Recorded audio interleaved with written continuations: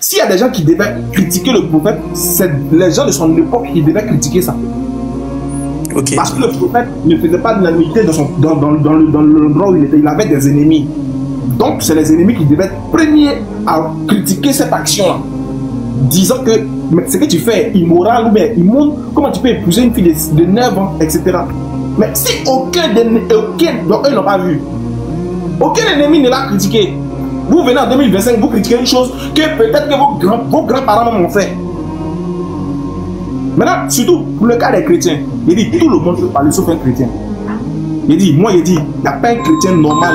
Il n'a pas dit les chrétiens qui ont bu, les chrétiens qui se saoulent et puis ils viennent dans les lives, ils viennent insulter. Il dit un chrétien normal, lucide, il ne peut jamais me regarder en face et puis se plaindre du mariage du prophète. Il ne peut pas le faire. Il le fait, c'est un fou, c'est un débile. Il est débile, il est bête. Parce que dans sa Bible, il y a pire que ça.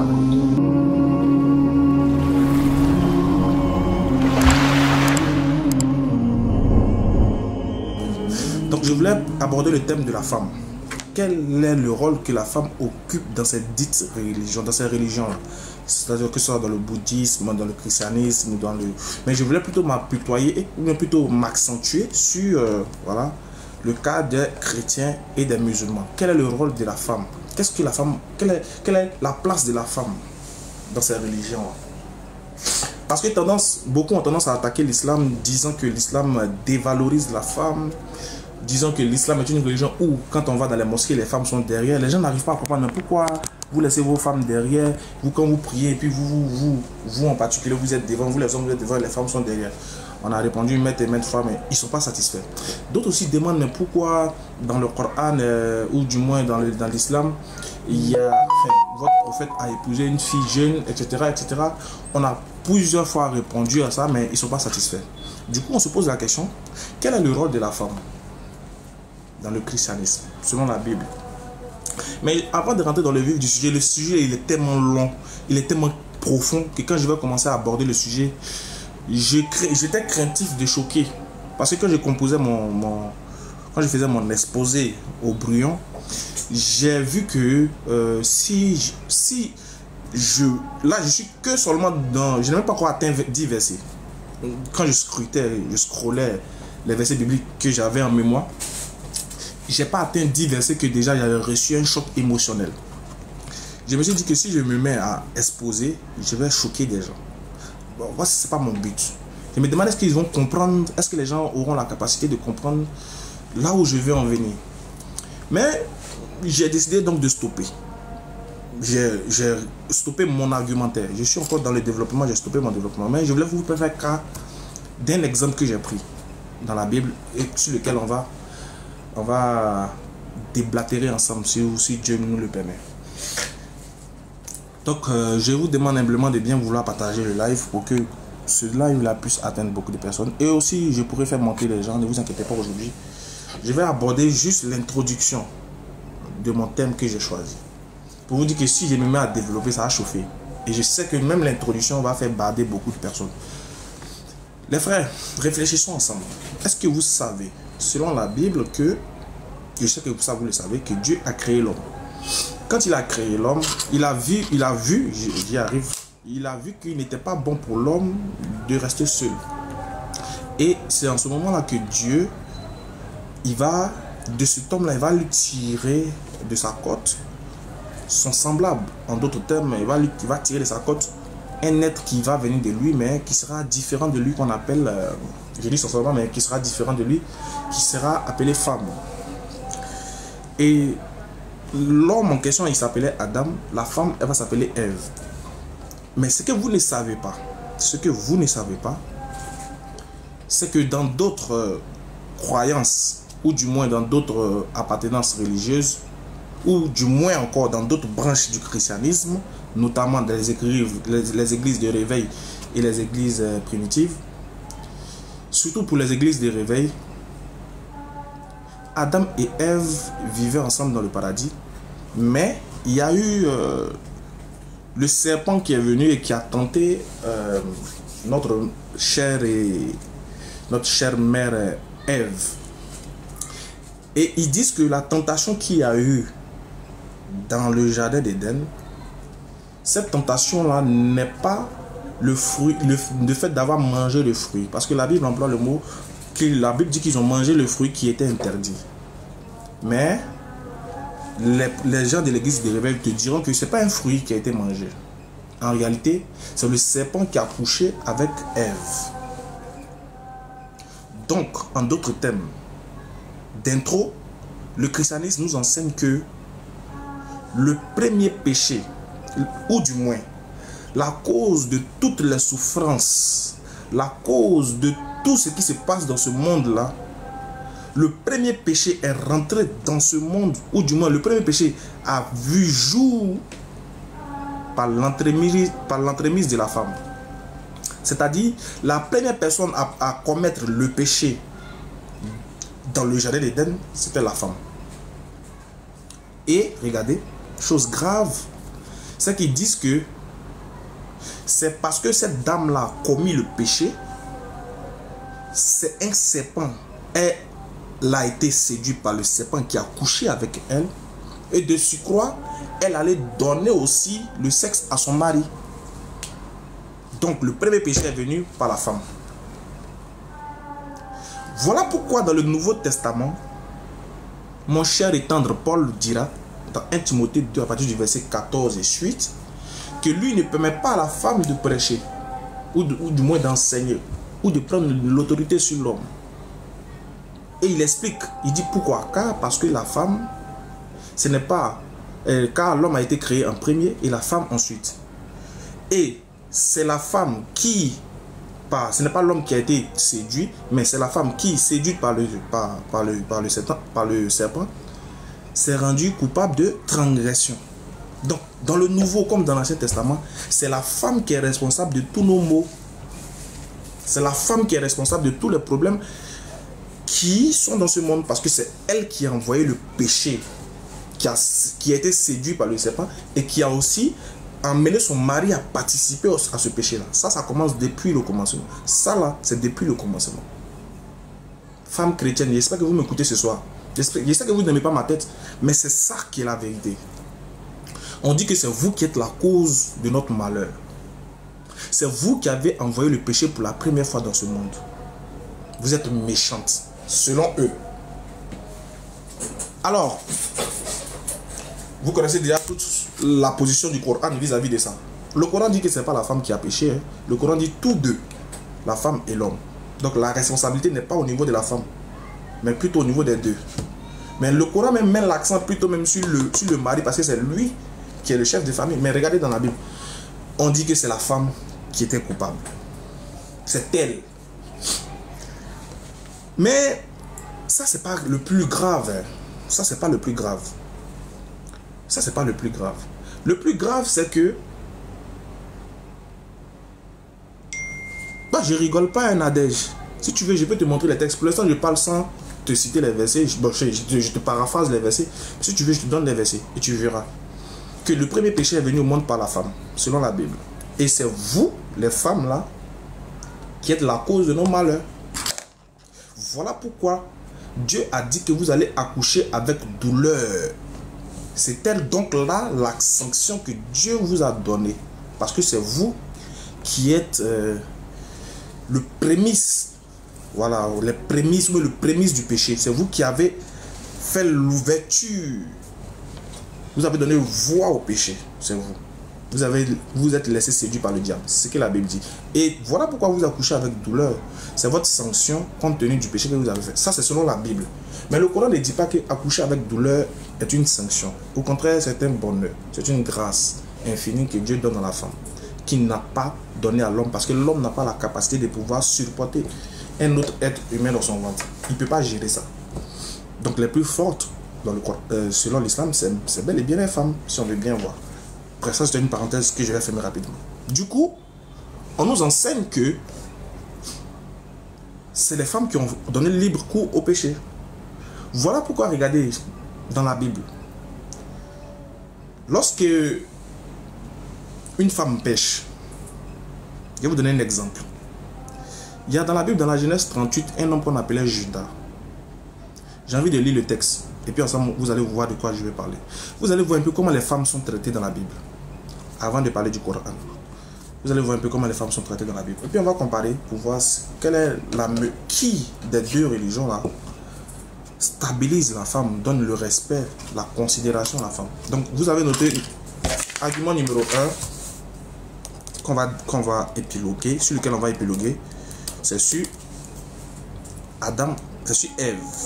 Donc la femme est la première à faire entrer le péché dans ce monde. Maintenant on va prendre Genèse chapitre 38. Tout le monde écrit Genèse. On écrit Genèse 38, tout le monde. Voilà. On va faire un petit cours rapide. Genèse 38. Je viens. Où est ma Bible? Ma Bible. Ma Bible. Ma Bible. Je t'ai déposé ma Bible. Genèse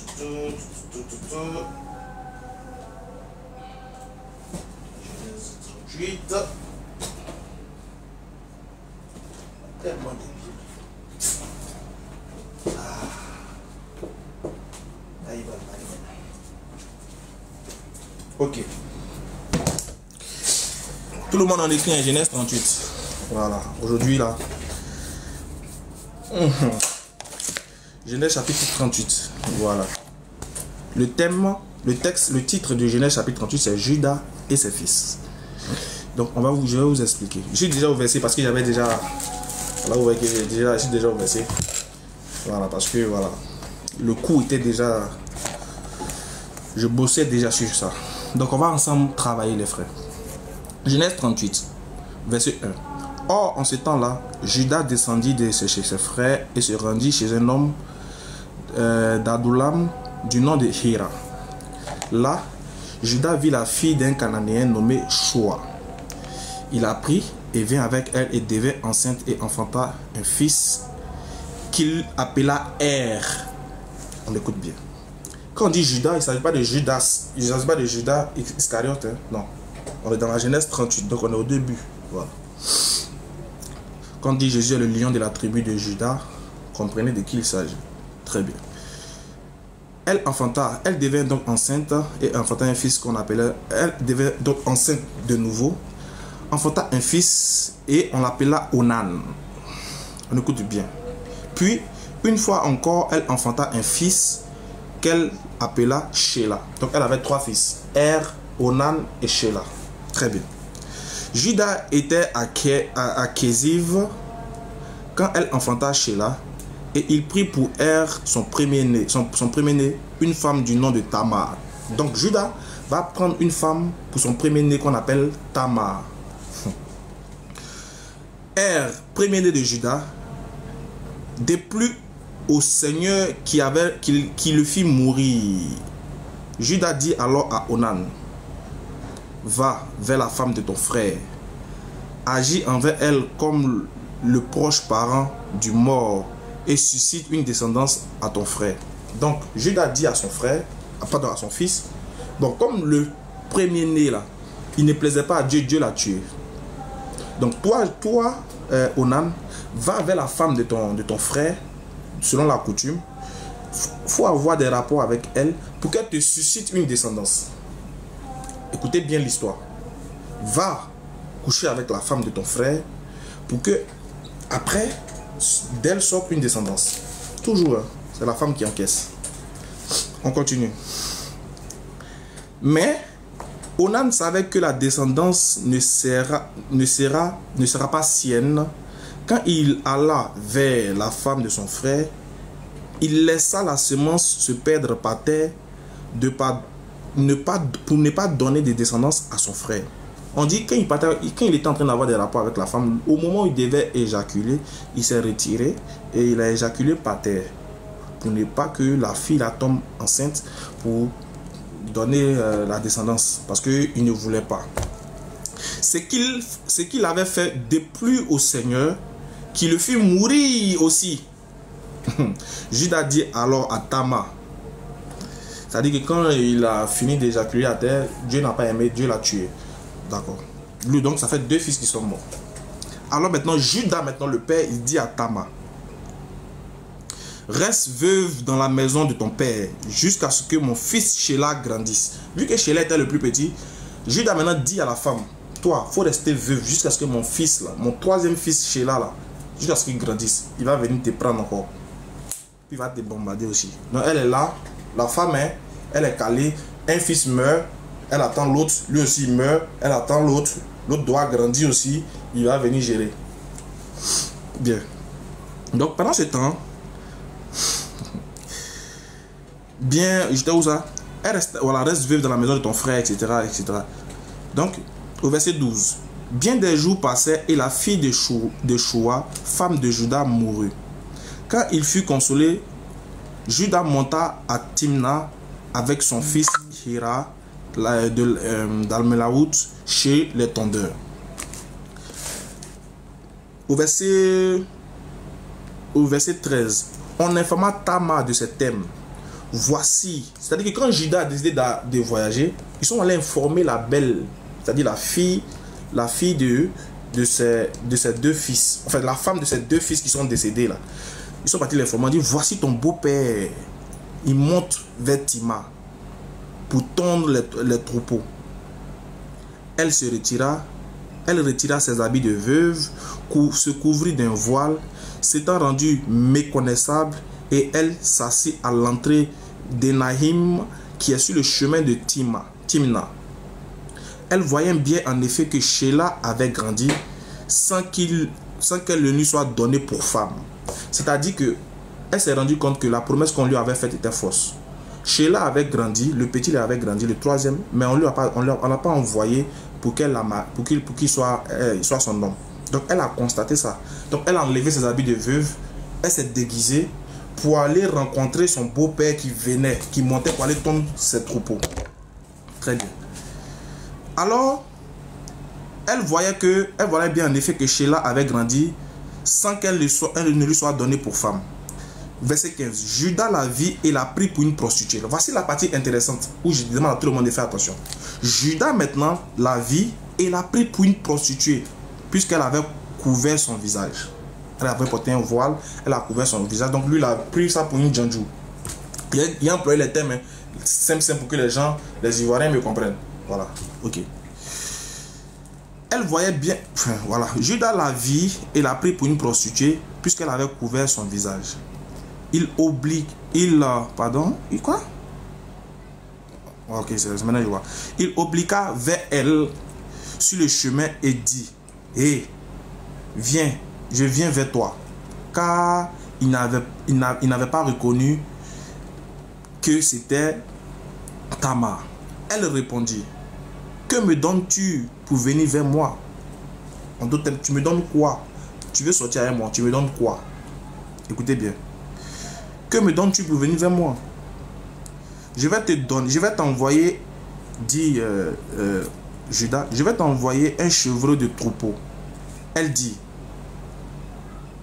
d'accord, si tu me donnes un gage jusqu'à cet envoi, elle dit, je veux que tu me donnes quelque chose de garanti. Qu'est-ce que tu vas me donner comme une chose garantie que quand tu vas finir de coucher avec moi, ce que tu m'as promis, tu vas me donner. Donc, avant de partir, il doit laisser quelque chose comme garantie. Et écoutez ce qu'il va faire. Il dit, dit-elle, ton seau de cordon et le bâton que tu as à la main. Elle répondit. Et répondit-elle, il les lui donna et alla vers elle et elle devint enceinte de lui. C'est-à-dire, il allait coucher avec la pauvre fille. Elle est tombée enceinte. Elle se leva, s'en alla, retira son voile et remit ses habits de veuve. Juda, voyant le chevreau par intermédiaire de son ami d'Adullam, pour reprendre le gage des mains de la femme, celui-ci ne le trouva pas. C'est-à-dire que Juda veut chercher le mouton maintenant, ce qu'il a promis à la dame. Il veut prendre ça pour aller lui donner, il ne trouve pas.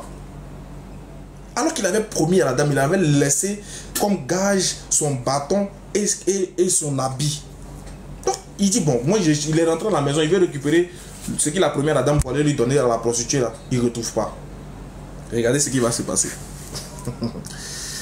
Hey, Juda envoya, on dit, Juda envoya par l'intermédiaire de son ami Abdullam pour reprendre le gage des mains de la femme. Donc, vu qu'il ne voyait pas, il envoie son ami maintenant pour aller reprendre le bois qu'il avait laissé chez la pauvre dame et puis son habit qu'il avait laissé, enfin, le gage qu'il avait laissé là-bas.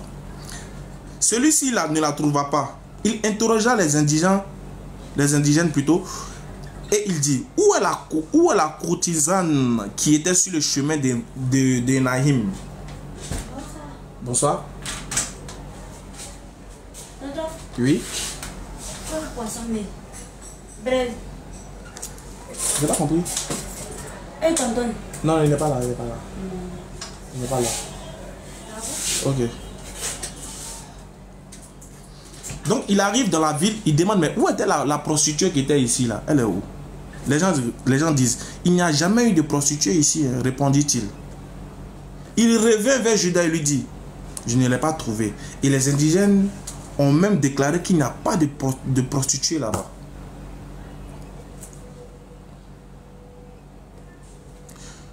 Judas a repris ses choses et il dit, Judas a repris et voilà, excusez-moi, Judas a repris et elle sait s'y prendre. Ne nous rendons pas ridicules. Moi qui lui avais envoyé mon chevreau et toi tu ne l'as pas trouvé. Or 3 mois après, on informa Judas, ta bru Tamar s'est prostituée et elle est devenue enceinte. C'est-à-dire 3 mois après, ils sont venus dire à Judas que on a constaté que ta fille là, ta bru, ou du moins ta belle-sœur, mais ta belle-fille plutôt, s'est prostituée, elle est tombée enceinte. Mais il y a un problème qu'on ne comprend pas. Alors qu'elle n'était pas mariée avec quelqu'un, donc elle s'est prostituée pour tomber enceinte. Écoutez ce que Judas dit. Tandis qu'on la mettait, Judas dit ceci. Qu'on la mette dehors et qu'on la brûle. Tandis qu'on la menait dehors, elle envoya dire à son beau-père, c'est de l'homme à qui appartient ceci que je suis enceinte. Puis il dit, reconnais-tu donc à celui à qui appartient ce seau, ce cordon et ce bâton? Judas les reconnut. Écoutez bien la scène. Donc, il voulait tuer la pauvre dame.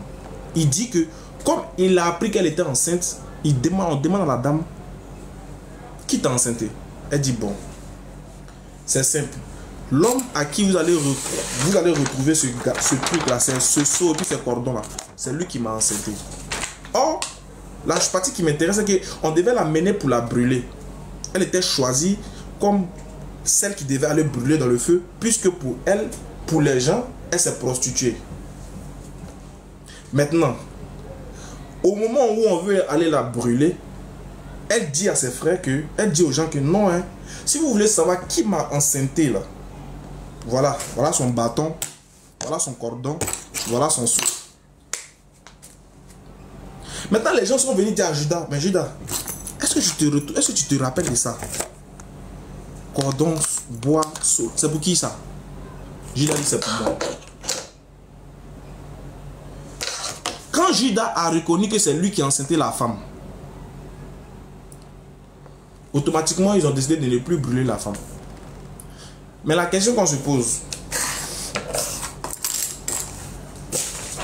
question numéro 1, pourquoi Judas n'est pas brûlé autour de la femme? Puisque la femme ne s'est pas prostituée pour avoir son enfant, pour être enceinte. C'est l'homme qui allait coucher avec elle pensant qu'il couchait avec une prostituée. Pourquoi on partait la brûler? Quand on se rend compte que c'est l'homme qui l'a enceinté, là, c'est son beau-père, on décide de ne plus la brûler, mais on laisse la faire comme ça. On ne fait rien au beau-père qui lui a couché avec une prostituée, et on ne fait rien non plus à la femme parce qu'elle a couché avec son beau-père pour être enceinte. Donc, en d'autres termes, on partait brûler la femme là sans savoir qui l'a enceintée. Je ne sais pas si vous comprenez un peu le délit. C'est-à-dire qu'on partait brûler une femme parce qu'elle est enceinte. Donc pour eux, elle a eu la grossesse sans être mariée. Mais on ne cherche pas à savoir qui l'a enceinté. Hein. Pour dire, bon, lui qui l'a enceinté, et puis il ne l'a pas mariée là, lui et elle, les deux, on doit les brûler. Non, hein. Mais c'est la femme, on prend, on s'en va la brûler. En partant la brûler, on se rend compte qu'en réalité, c'est son beau-père qui l'a enceinté. Maintenant, quand on se rend compte que c'est son beau-père qui l'a enceinté là, on ne fait rien avec son beau-père. On annule la sentence, on ne touche pas au beau-père, on ne fait rien au beau-père. Ah les femmes, vous souffrez. Vous souffrez. C'est-à-dire que si la femme là, on n'avait pas trouvé qui l'avait enceinté, ou du moins, si elle n'avait pas pris quelque chose comme garantie de celui qui avait couché avec elle, elle partait être brûlée comme ça. Donc on brûle une femme qui est enceinte sans avoir cherché à... Et on laisse libre l'enceinteur. Est-ce que vous comprenez comment c'est grave? Est-ce que vous comprenez comment c'est grave? Mais, question qu'on se pose. Qui a ordonné le Dieu qui a envoyé Judas là-haut? Le Dieu d'Abraham, d'Isaac et de Jacob. Le lion de la tribu de Judas là-haut. Ce Judas-là. Pourquoi quand Dieu le voit en train de coucher avec une prostituée, Dieu ne lui fait rien? Mais quand ses enfants, un de ses enfants qui s'appelle Onam, quand il se retire et il jouit à terre, Dieu le tue. Dieu a tué ses deux fils parce qu'il n'aimait pas les têtes. Parce que ce qu'eux faisaient n'était pas bon. Maintenant, leur père qui a couché avec sa belle-fille, la prenant pour une prostituée. La Bible dit qu'il a cru que c'était une prostituée, donc il allait coucher avec elle. Bon, quand il va coucher avec une prostituée là, est-ce que Dieu aime ou bien Dieu n'aime pas? Si Dieu n'aimait pas, Dieu allait sanctionner Judas d'avoir couché avec une prostituée. Dieu ne le sanctionne pas. Mais, au nom de ce Dieu là, ils veulent brûler la femme qui a été enceinte. De la part de son beau-père. Il dit, ce n'est que l'introduction. C'est deux arguments parmi tant d'autres. On va descendre jusqu'à on va arriver dans le Nouveau Testament. Vous allez voir que vous les femmes, vous n'avez aucun droit dans la Bible. Vous n'avez aucun... C'est-à-dire que vous n'avez aucune place même dans le christianisme. Voilà pourquoi d'ailleurs d'aucuns diront que parmi les disciples de Jésus, il n'y a pas de femme dedans. Jésus sait pourquoi il a choisi 12 disciples. Il n'a pas mis femme. Jésus sait. Vous les femmes. Il paraît que c'est vous. Donc aujourd'hui là, on dit que je mens comme je respire. T'inquiète pas. La vérité va venir. On dit que si je mens, tu auras l'opportunité de monter et de me contredire. Mais jusqu'à preuve du contraire. Comme d'habitude, vous êtes fort que seulement dans les commentaires. Quand vous allez monter, c'est pour bégayer, ici, tutuber. Non, c'est-à-dire, non. Ce qu'il dit, c'est sur base des textes. Genèse 38. D'abord, dans le livre de la Genèse, à partir du verset 1 et suite, Genèse 2, Genèse 3, Adam et Ève, ils étaient deux. Pourquoi on dit que le serpent a couché avec Ève Et il y a d'autres chrétiens ici qui sont d'accord avec ça. Quand vous allez fouiller dans la Wikigang là, il y a d'autres qui partagent ça. Si vous demandez à Russophone, qu'est-ce qui s'est passé? Demandez à Russophone, qu'est-ce qui s'est passé dans le jardin d'Éden? Il va vous dire que le serpent a couché avec Ève. C'est-à-dire que la femme là, tellement que la femme est bizarre, c'est serpent. Elle accepte que serpent couche avec elle, alors qu'elle a été créée pour l'homme. Elle, son mari, c'est l'homme. Elle sait que son mari, c'est l'homme. Mais elle a trompé son mari avec un serpent.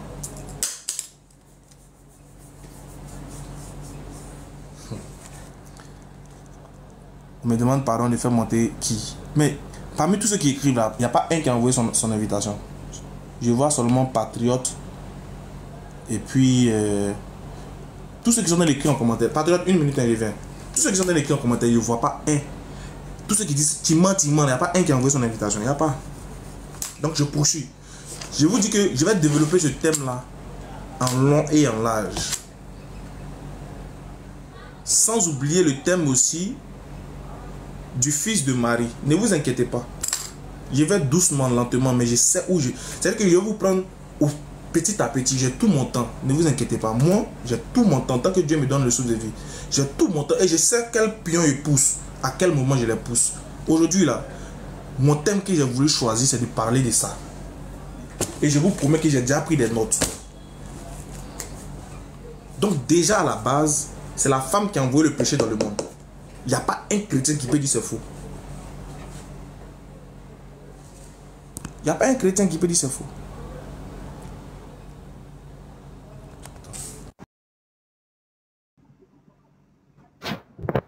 Oui, bonsoir, tu m'entends? Bonsoir. Oui, ça va? Ça va. Oui, moi, Ismaël Aka, j'aimerais te poser deux petites questions avant qu'on continue la discussion. Et ensuite, tu pourras me poser toutes sortes de questions. Moi, je pourrais te répondre. Déjà, moi, j'ai mon thème qui est là. Je ne suis pas partagé, je ne suis pas éparpillé. Quand tu es monté, tu as mis en bas que je mens, tu écrivais des mots, tu m'insultais déjà en bas. Donc, quand on monte déjà, moi, je n'ai pas cherché à comprendre autre chose que ce que tu as mis en bas.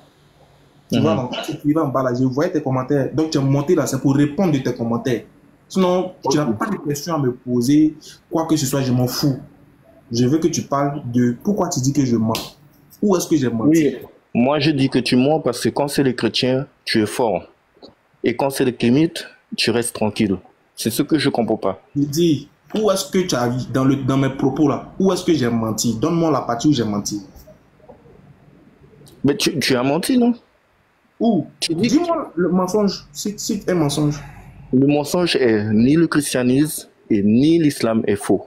Voilà le mensonge. Moi, il t'a dit que le christianisme et l'islam sont faux. Moi, je te dis l'islam et le christianisme est faux. Prouve-moi le contraire. Non seulement il te fait descendre, mais il te bloque encore. Tu seras très mal bloqué de mon compte. Quand il te cherche, il te bloqué très mal même. C'est que si toi tu m'as vu encore, c'est que... Où il est même? Fais-moi les bêtises comme ça. Il faut commencer à fuir. Si tu vois dans mon live, il te bloque en même temps. Où tu es? Il te cherche. Et ton faux compte là.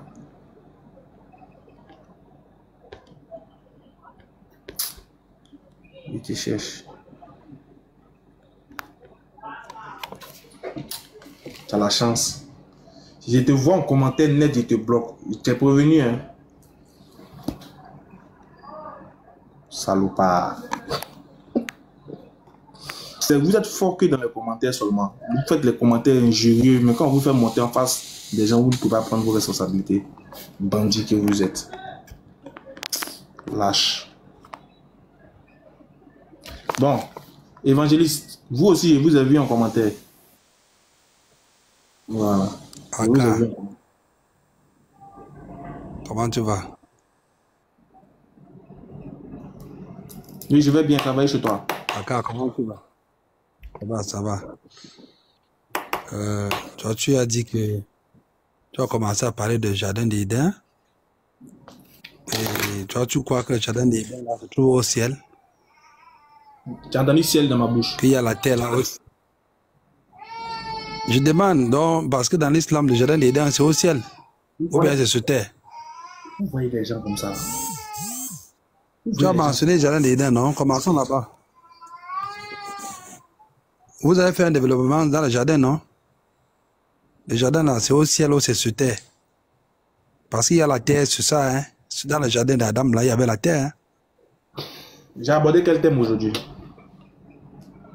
Tu as mentionné le jardin d'Éden, mais tu as parlé de la femme dans le jardin d'Éden et tout et tout. J'ai abordé quel thème aujourd'hui là? Tout à l'heure, j'ai abordé quel thème? De la femme. Tu as parlé de la femme, que la femme ait apporté le péché ou quoi. Et puis tu as Dans le dit jardin d'Éden, tu as commencé là-bas. Et puis tu as dit c'est faux. Pardon? Tu as dit c'est faux, non? Non, t'as pas si c'était un homme, tu devais dire que les hommes sont maltraités dans le Coran, dans la Bible. Ça pouvait être un homme comme ça pouvait être une femme. J'ai- Ça devait passer par quelqu'un.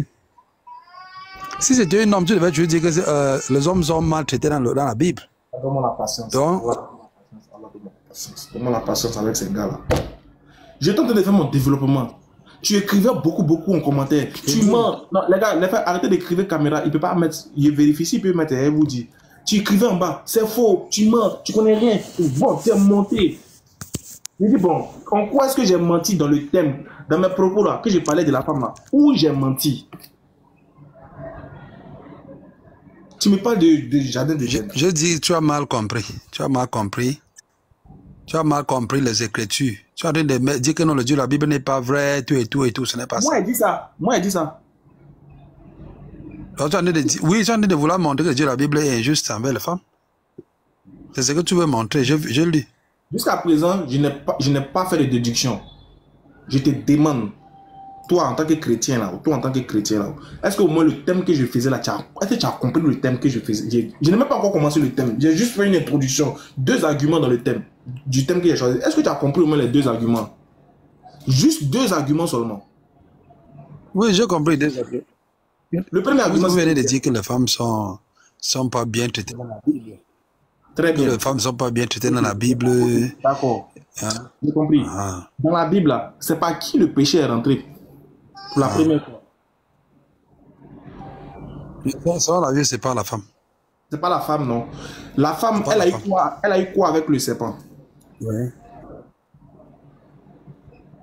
Non, le femme, la serpent l'a trompé.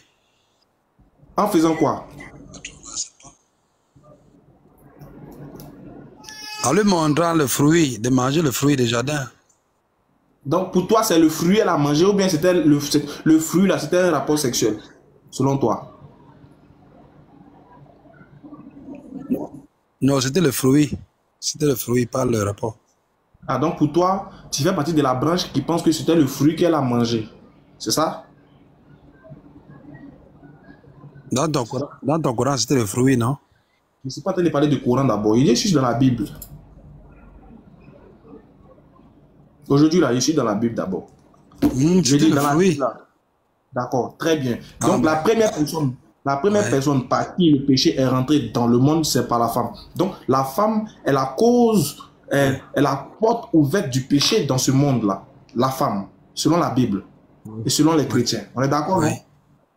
Donc, quand j'ai dit ça, est-ce que Oui, j'ai on est menti? d'accord. Non, je ne veux pas dire que tu es menti parce que là-bas, Voilà. hein, peut-être sont les Non, autres qui toi, parlaient en tant que par ça. chrétien, je suis d'accord. Donc, Dieu merci que toi, en tant que chrétien, tu confirmes que quand je dis ça, je n'ai pas menti. Parce que la femme, non, sur ce petit... selon le christianisme, la femme est la cause de tous nos maux, tous nos soucis. La femme est celle par qui le diable a passé pour entrer. Enfin, c'est que la première personne à pécher sur la terre, c'est la femme. Donc tu confirmes, mais dis, il n'y a pas de problème. Merci d'avoir confirmé que ça, Bien sur sûr. ce point, il y a des...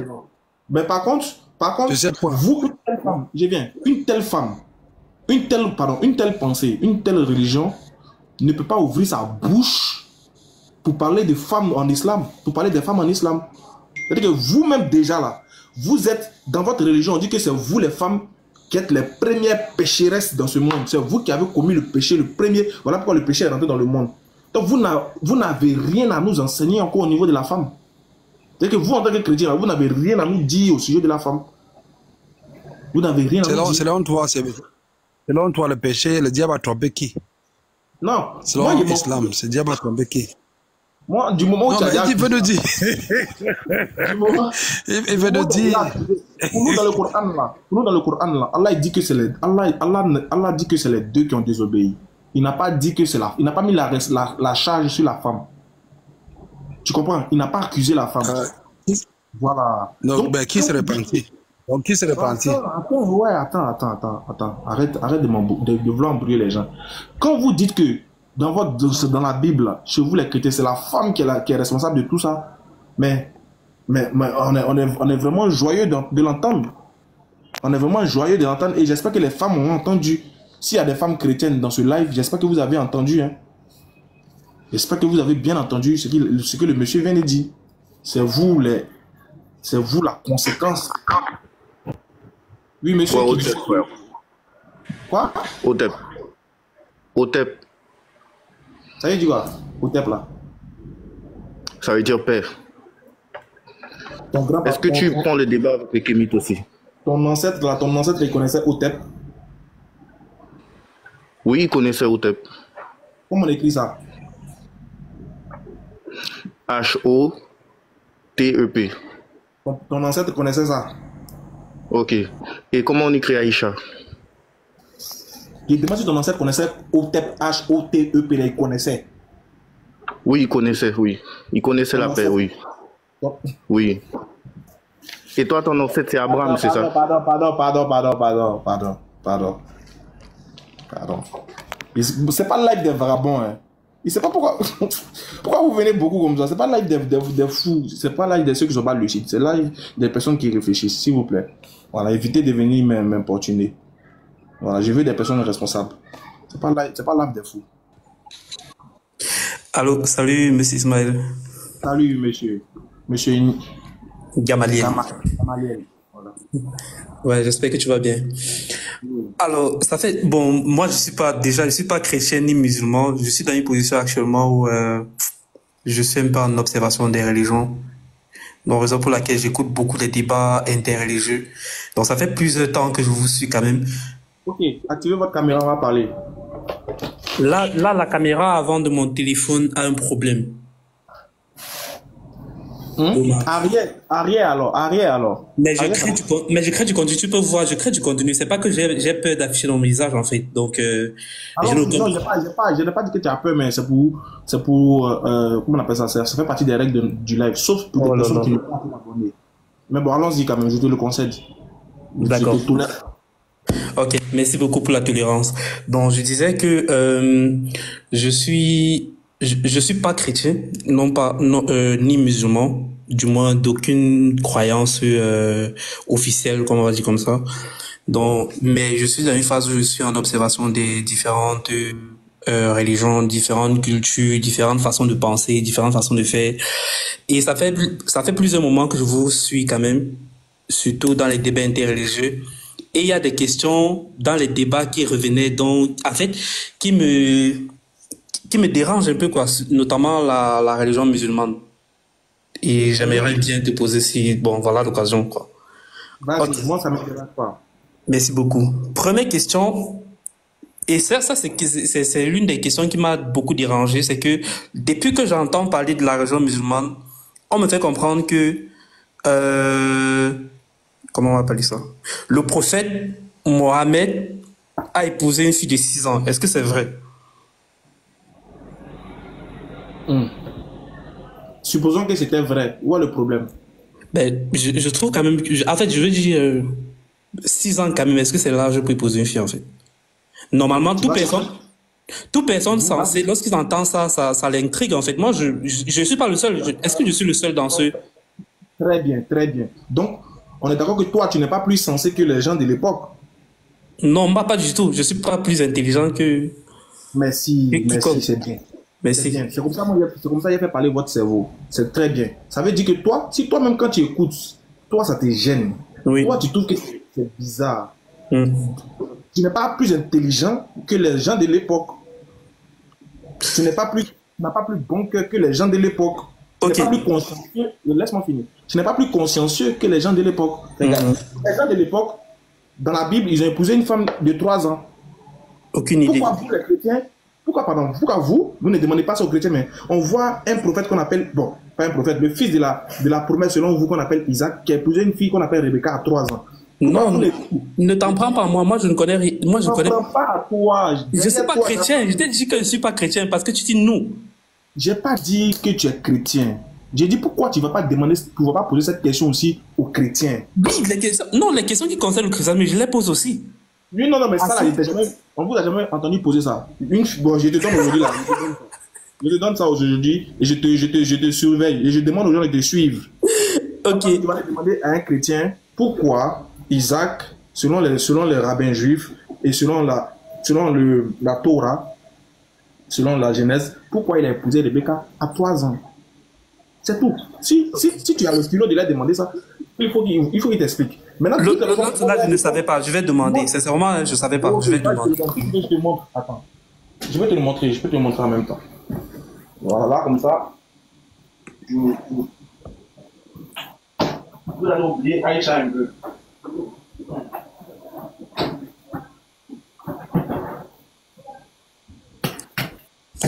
Ok.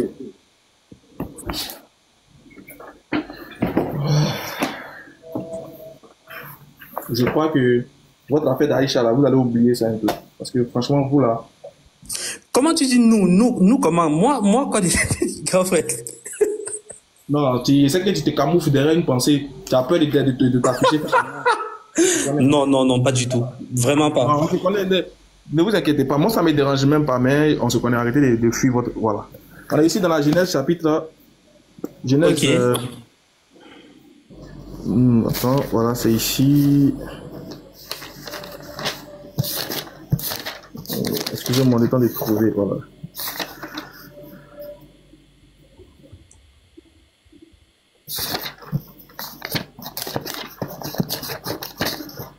Je vais trouver ça rapidement.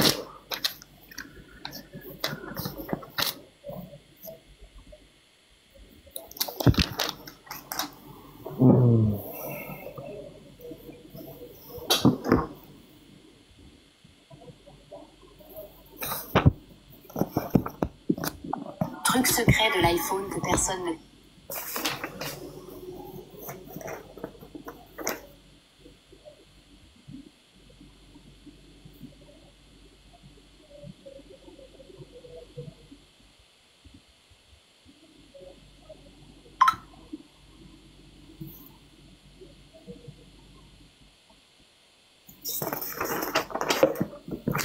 Voilà, j'ai trouvé. Verset 24. Genèse. Une minute à mon frère, pardon. D'accord, il n'y a pas de souci, mon frère.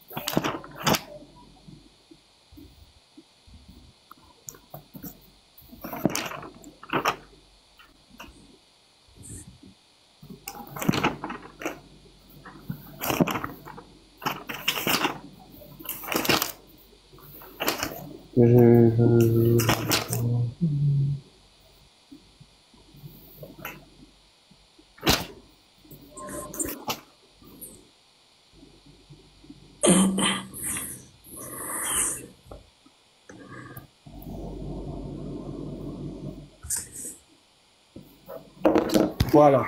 Je crois que j'ai... Je crois que j'ai trouvé Genèse chapitre 24. C'est ce que je cherchais. Regarde, Genèse chapitre 24, le verset 26. Voilà. Je suis dans, ici, ce qu'on appelle le roumage. Voilà. Ok. Genèse 24, à partir du verset 26. Voilà. On dit ici... Voilà.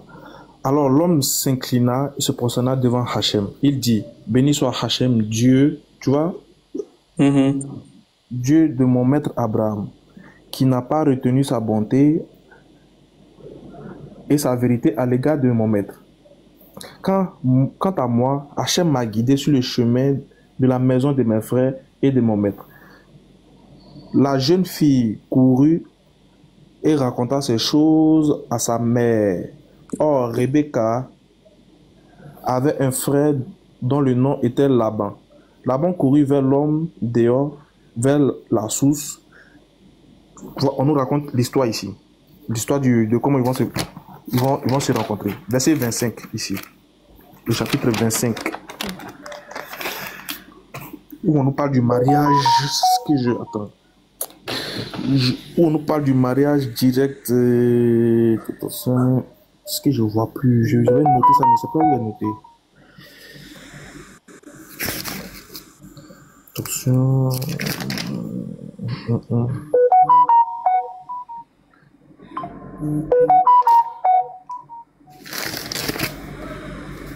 Je sais plus où j'ai noté ça, mec.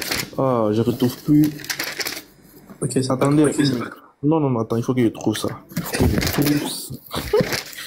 faut que je trouve ça.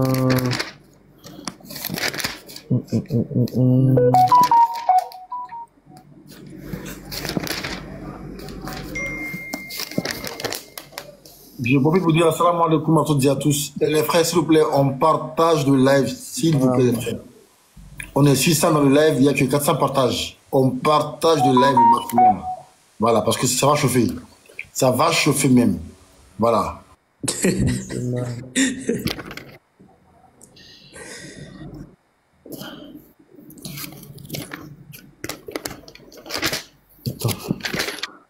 Voilà. Enfin. Voilà.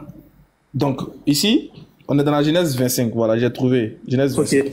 On dit, et voici la postérité d'Isaac, fils d'Abraham. Isaac, fils d'Abraham. Abraham engenda Isaac. Isaac était âgé de 40 ans lorsqu'il prit Rebecca. Voilà. Donc, il était âgé de 40 ans. Très bien. On va lire ici. Ils vont nous expliquer. Ici, ici dans la note 20. Âgé de 40 ans, Isaac avait 37 ans au moment de la Arkéda lorsque Rebecca est née. On est d'accord, non? Ah, j'ai pas compris. Tu vas comprendre, t'inquiète. Non, non, est-ce que tu peux reprendre, s'il te plaît? Tu vas... On dit, ici, il a marié Rebecca à quel âge? Là, on dit... Attends. 40 ans. On dit, Isaac était âgé de 40 ans lorsqu'il prit Rebecca, fille de... Ok. Voilà, fille de... Voilà, très bien. Donc, on dit âgé de 40 ans, Isaac avait 37 ans au moment de la Arkéda lorsque Rebecca est née. Donc, quand Rebecca est née, là, lui, il avait 37 ans. Oui. Maintenant, s'il a épousé à 40 ans, s'il a épousé quand lui, il avait 40 ans, c'est qu'elle, elle avait quel âge? Ouh, là, c'est chaud. 3 ans. Très bien, regarde la suite du texte. Il a attendu 3 ans, le temps qu'elle soit en âge de se marier. Voilà, selon le Seder Olam, comme il avait, tu comprends, 60 ans au moment où Rebecca a donné naissance aux jumeaux. Donc, lui, il avait 40 ans. À 37 ans, au moment de la Akeda, elle était déjà née. On dit il a attendu 3 ans. Le temps qu'elle soit en âge de se... En âge de se marier. Très bien. Donc, il a marié Rebecca à quel âge? Waouh. Bon, d'après, si je comprends bien ton texte, ça montre bien que Isaac... Non, le texte... non, désolé. Ok, d'après la Bible que tu as... voilà, il a marié. En fait, là, c'est pas mon souci. Le souci, je pose pas la question comme... Je te dis que ça peut pas être ton souci. Toi, ton souci, c'est 6 ans. C'est que 3 ans, ça te dit rien. Si c'est moi, non, c'est sûrement... Non, je ne suis pas... Là, on en parle. Avant de parler de gens de 3 ans, avant de parler de 6 ans, là. Non, Ismaël, regarde. Regarde. C'est nous en islam, là. L'âge de Aïcha, là, c'est un sujet de divergence chez nous. Il y a des musulmans qui rapportent leurs arguments selon eux qu'elle n'avait pas. Il y a des musulmans qui croient qu'elle avait. Et ils assument. Donc c'est un sujet de divergence. Mais ici, là, par contre, chez les autres, là, 3 ans, là, c'est pas un sujet de divergence. Ok. Bon, pourquoi vous laissez 3 ans et puis vous venez vous plaindre de 6 ans? Bon, là, je vais repréciser le contexte. Moi, je ne suis pas monté pour faire la guerre de religion, en fait. Parce que les questions... Non, non, non. Regarde, parce que les questions... Oui, c'est vrai que je suis né d'une famille chrétienne. Là, je l'admets. Mais je suis monté pour te dire que j'écoute les débats religieux. Ouais. Les questions que je ne comprends pas, c'est la raison pour laquelle moi je n'y crois pas au christianisme, tu vois. C'est la raison pour laquelle même le christianisme, je remets en question parce qu'il y a tellement de questions dans ça que je ne comprends pas. De même que dans l'islam. Raison pour laquelle je suis monté poser les questions ou alors mes incompréhensions qui sont dans cette... Moi, je te réponds pour l'islam, mais je veux te dire pourquoi j'ai pris pour le christianisme, pour que tu sois vraiment, tu ne fasses pas du 2 poids 2 mesures dans ta démarche. Oui, justement, parce que moi, je ne connaissais pas pour le christianisme que tu viens de m'évoquer avant de monter. Voilà. Je ne connaissais pas. Je donne les arguments pour que tu ne fasses pas du 2 poids 2 mesures dans ta démarche. Moi, je te dis que nous, les musulmans, regardez bien, nous, les musulmans, quand tu viens poser la question aux musulmans de savoir est-ce que Aïcha, le prophète a marié Aïcha à 6 ans ou à 9 ans, mais quand nous on dise oui, quand on dise oui ou quand on dise non, en quoi est-ce que ça change notre nature d'être musulman?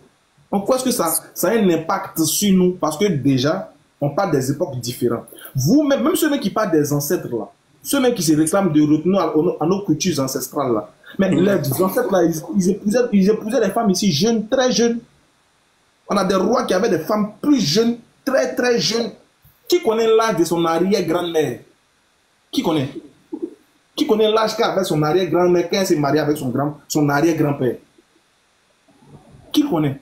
Comment non te répond? Dis-moi, il te dit clairement que chez nous, c'est un sujet de divergence. Il y a des gens qui croient, il y a des gens qui croient, il y a d'autres qui disent qu'elle avait 18 ans, d'autres disent qu'elle avait 9 ans. Et ceux qui disent qu'elle avait 9 ans, ils donnent leurs arguments. Donc, déjà, c'est pas quelque chose qui n'est pas répondu en islam, c'est pas un truc complexe chez nous, hein. Ce n'est pas un truc tabou chez nous. C'est pas un problème chez nous. Mais on t'explique. Quand tu viens chez nous, on t'explique. Je sais pas si tu comprends. Maintenant, c'est les esprits pervers qui prennent un événement de 1400 ans pour ramener ça en 2025 pour dire que c'est pour taxer ça d'autres choses. Mais par contre, quand ils ouvrent la Bible et puis on dit qu'Abraham a épousé sa demi-sœur, sa propre sœur, il a épousé sa propre sœur. Là, c'est normal. Ok, bon, là, tu dis qu'en fait, à l'époque, c'était quelque chose de normal, en fait. On n'est pas... regarde, si c'était pas quelque chose de normal, le mariage n'allait pas avoir lieu. Je dis, même si elle avait 9 ans, supposons qu'elle avait 9 ans. Si elle avait 9 ans, là, et puis il a épousé, là, c'est que ça se faisait. C'était normal à leur temps. Sinon, mon frère, tu dis bien, il a épousé. Il ne l'a pas brigandé. Donc, c'était la fille de quelqu'un. Bon, qui a donné sa fille à 9 ans? Aucune idée. Non, il te demande, entre lui qui épouse une fille de 9 ans et puis le père qui donne sa fille de 9 ans à être épousée là, si on doit blâmer, on blâme qui? Le père. Alors, bon, pourquoi vous ne blâmez pas le père, vous blâmez celui qui allait épouser? Si le père donne sa fille en mariage, ils n'ont pas mis une âme sur sa tante. Et puis regarde, ce que vous ne savez pas, c'est qu'au temps où le prophète venait demander la main d'Aïcha, elle était déjà fiancée à un autre. Ok. Alors, donc ce qui veut dire, à l'époque, ça se faisait. On ne connaît pas les filles de 9 ans de là-bas, mais c'est que ça se faisait. Okay. C'est des choses qui étaient pratiques chez eux, ça se faisait. Suppose, je dis bien dans le cadre si elle avait vraiment 9 ans. Ok, mais c'est pour... Ok, je comprends. Non, j'ai compris. Aïcha était déjà fiancée à un autre homme qui n'était pas musulman. Quand le prophète venait demander sa main, ça fait 1. De 2, j'ai dit, si on doit accuser quelqu'un, c'est pas le prophète, c'est le papa qui a donné sa fille là. Là, si le père lui donne sa fille. Non, mais on va accuser les deux parce que le papa et puis le prophète, ils étaient adultes. Voilà. Ce qui est bien, c'est que si on doit accuser, c'est pas vous les gens de 2025 qui devez accuser, c'est les gens de leur époque qui doivent les accuser. Vrai ou faux? Bon, c'est vrai. En fait, quelque part, tu as raison. Hein. Voilà. Tu as raison. Moi, je veux que vous soyez... Je veux que non. Au-delà de la critique, là, faut avoir une critique objective. Non. Moi, j'admets. Si tu as raison, moi, j'ai aucun souci de l'admettre. J'ai compris pour la deuxième question. Laisse-moi finir, s'il te plaît. Je ne m'adresse pas que à toi. Je m'adresse à ceux qui sont derrière toi aussi. Ceux qui pensent comme... Ceux qui ont d'autres pensées lugubres. Je m'adresse à eux en même temps, au travers de toi. Donc, je veux dire, quand vous voulez critiquer, là, la critique doit être normale. C'est-à-dire, soyez dans un bon canevas, soyez honnête avec votre mental. S'il y a des gens qui devaient critiquer le prophète, c'est les gens de son époque qui devaient critiquer ça. Okay. Parce que le prophète ne faisait pas l'unanimité dans l'endroit où il était. Il avait des ennemis. Donc, c'est les ennemis qui devaient être premiers à critiquer cette action-là, disant que ce que tu fais est immoral ou bien immonde, comment tu peux épouser une fille de 9 ans, etc. Mais si aucun donc eux n'ont pas vu, aucun ennemi ne l'a critiqué. Vous venez en 2025, vous critiquez une chose que peut-être que vos grands-parents m'ont fait.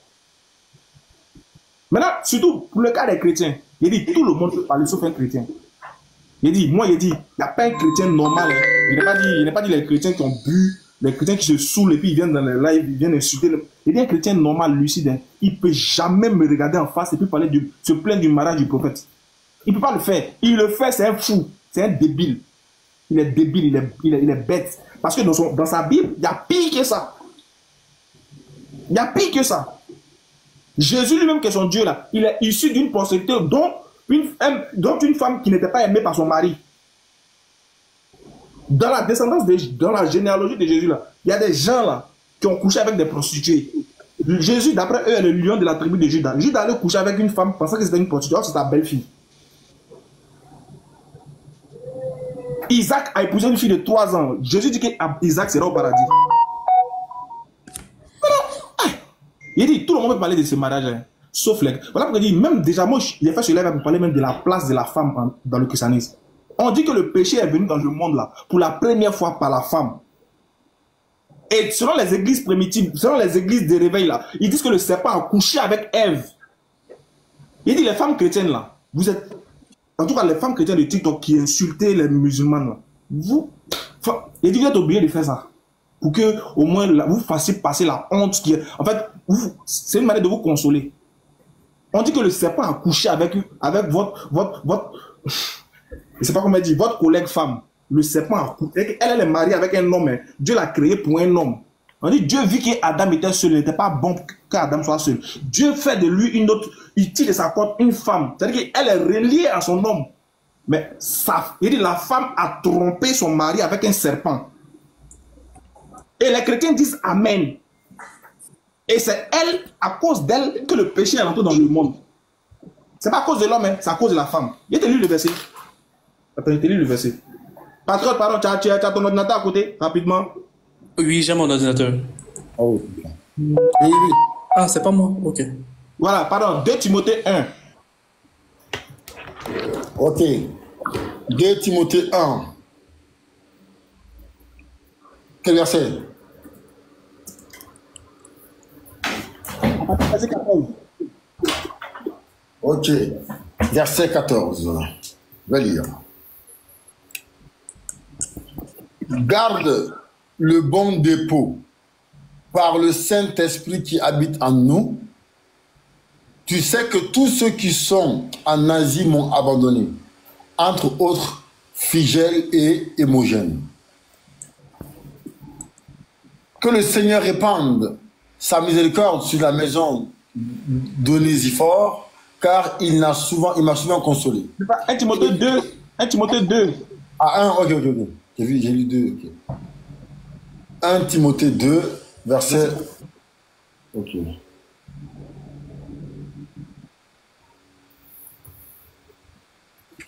Ok, on va lire.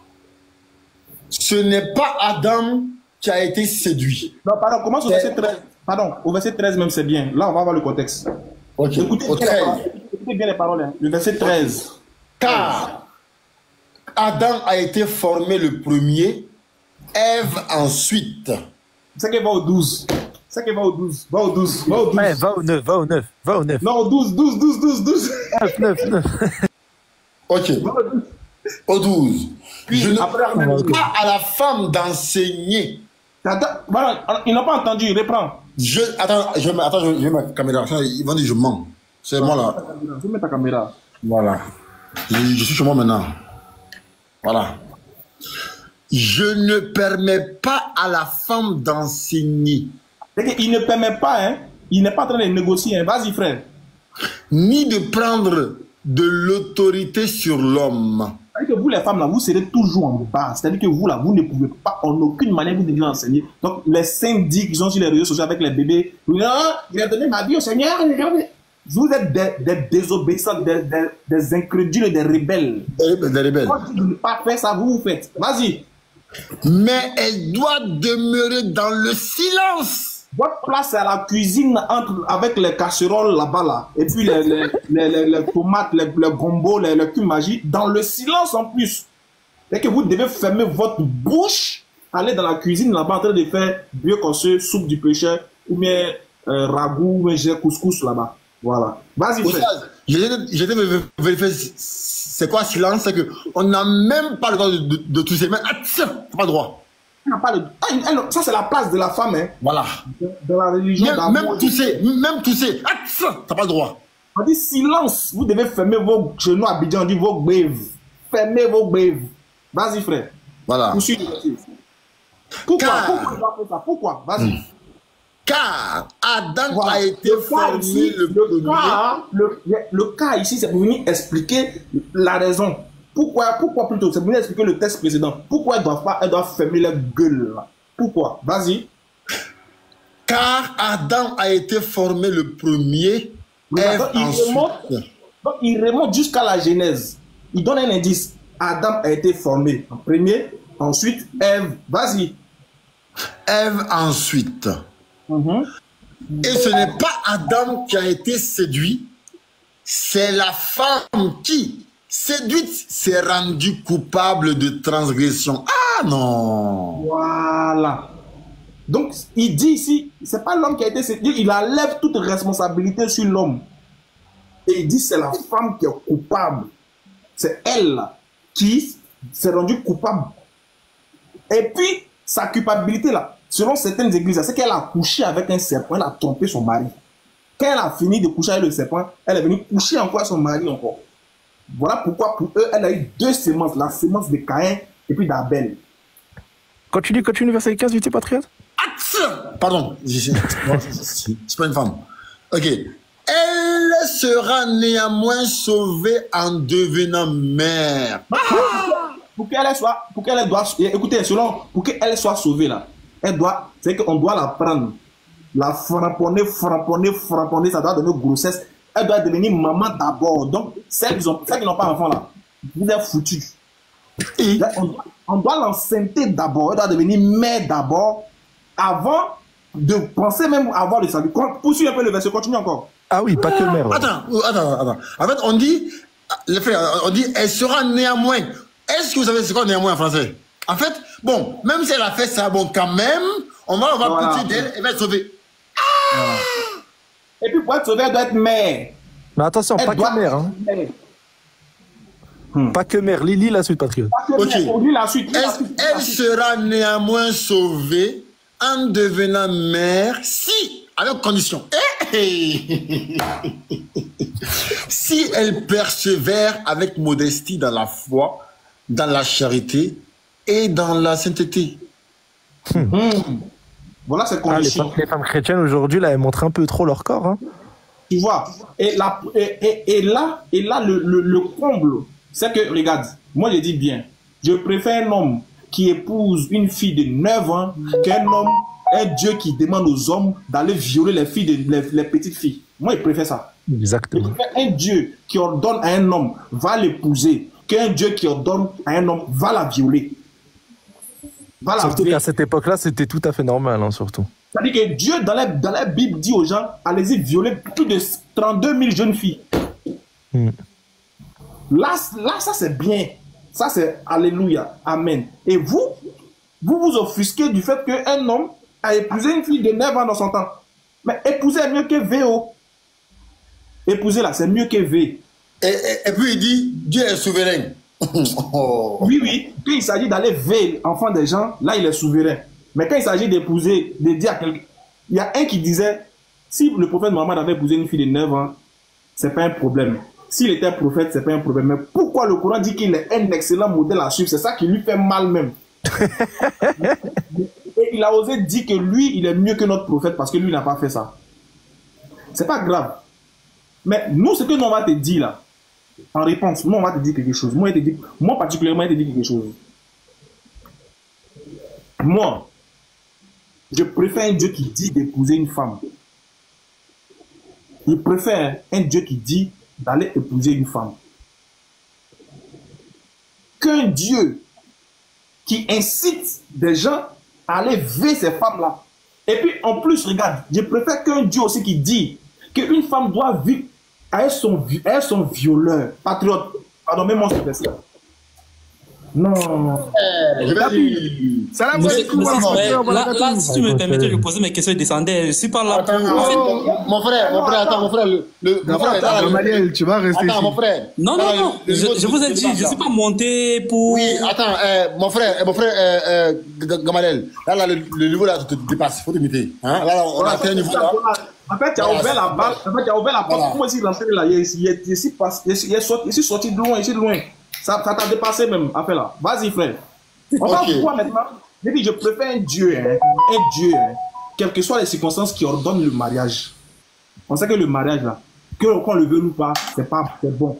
Le mariage est bon. Maintenant, après, c'est comment on vit dans le mariage qui devient un problème. Je préfère un Dieu qui ordonne de marier. Lui, au moins, il dit marier. C'est-à-dire que le mariage en islam est suivi est validé par un consentement. C'est-à-dire que pour qu'on puisse marier une femme, là, il faut qu'elle donne son consentement. Donc, ce qui veut dire que là, il n'y a pas contrainte, il n'y a pas obligation, il n'y a pas force. Elle donne son. Mais l'autre côté, là. Au moins, c'est pas le choix. Je te mets un grand patriote. Merci beaucoup. Merci. Deutéronome 22, verset 28. Ça, c'est une loi de Dieu dans la Bible. Un Dieu qui est souverain, un Dieu qui est doux, qui est tout mignon. Rappelle pas la loi parfaite, patriote dans Deutéronome 4, rappelle pas. Voilà. Tout le monde va voir. Un Dieu qui a dit, celui qui te gifle avec ta joue gauche, faut tendre ta joue droite. Celui qui tue ta main, donne ton père. Capi, je te montre une nouvelle technique. Ça s'appelle la balle de l'ombre. Pendant que tu vas tirer là, regarde la balle que je vais cacher sous ton tir. Patriote, commence au verset 10 du même chapitre. Non, attendez-nous. D'abord ça, après le 10. Patriote, tu vas apprendre la technique de la balle de l'ombre et tu vas t'en servir dans ton live aussi.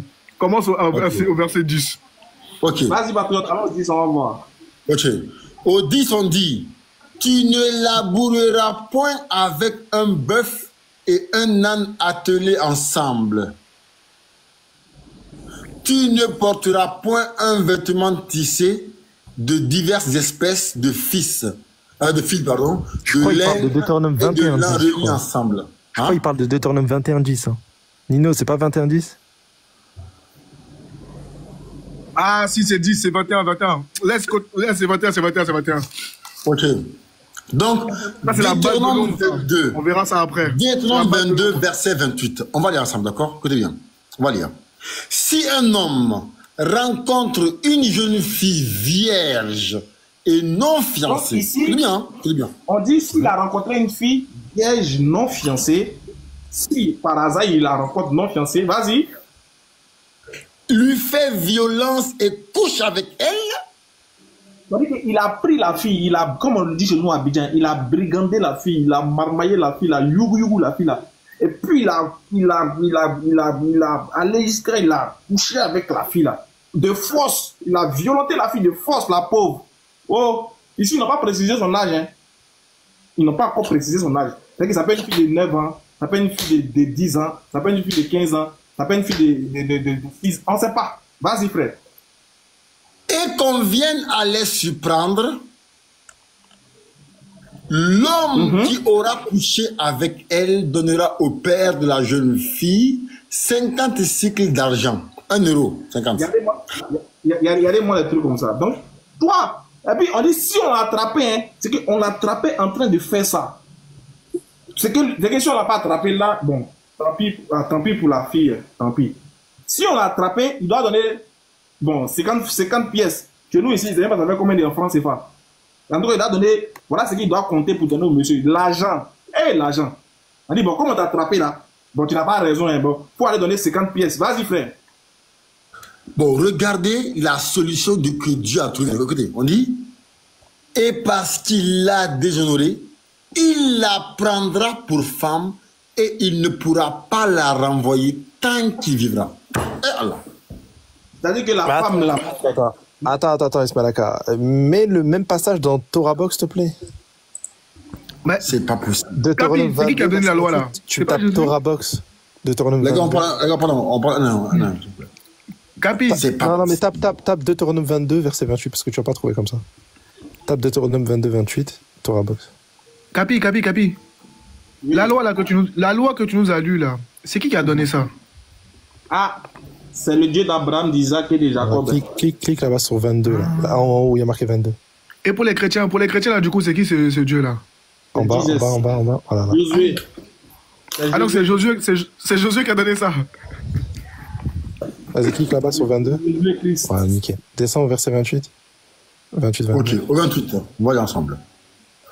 Si un homme rencontrant une jeune fille vierge non fiancée, la surprend et abuse d'elle, et qu'il soit pris sur le fait, l'homme qui a eu commerce avec elle donnera au père de la jeune fille 50 cycles d'argent, et elle deviendra sa femme parce qu'il a... Quoi? Parce qu'il a quoi? On zoome, on voit pas. Attends, je vais bien, attends, voilà. Parce qu'il a quoi? V-I-O-L-E. Et puis beaucoup de E là-bas. Mais les frères, quel est ce Dieu qui, lorsqu'il donne une loi qui dit que si on se prend un homme de 70 ans, de 40 ans, qui abuse d'une jeune fille vierge, la seule solution qu'il trouve à cette affaire-là, c'est que la fille demeure mariée toute sa vie avec l'homme qui l'a violée.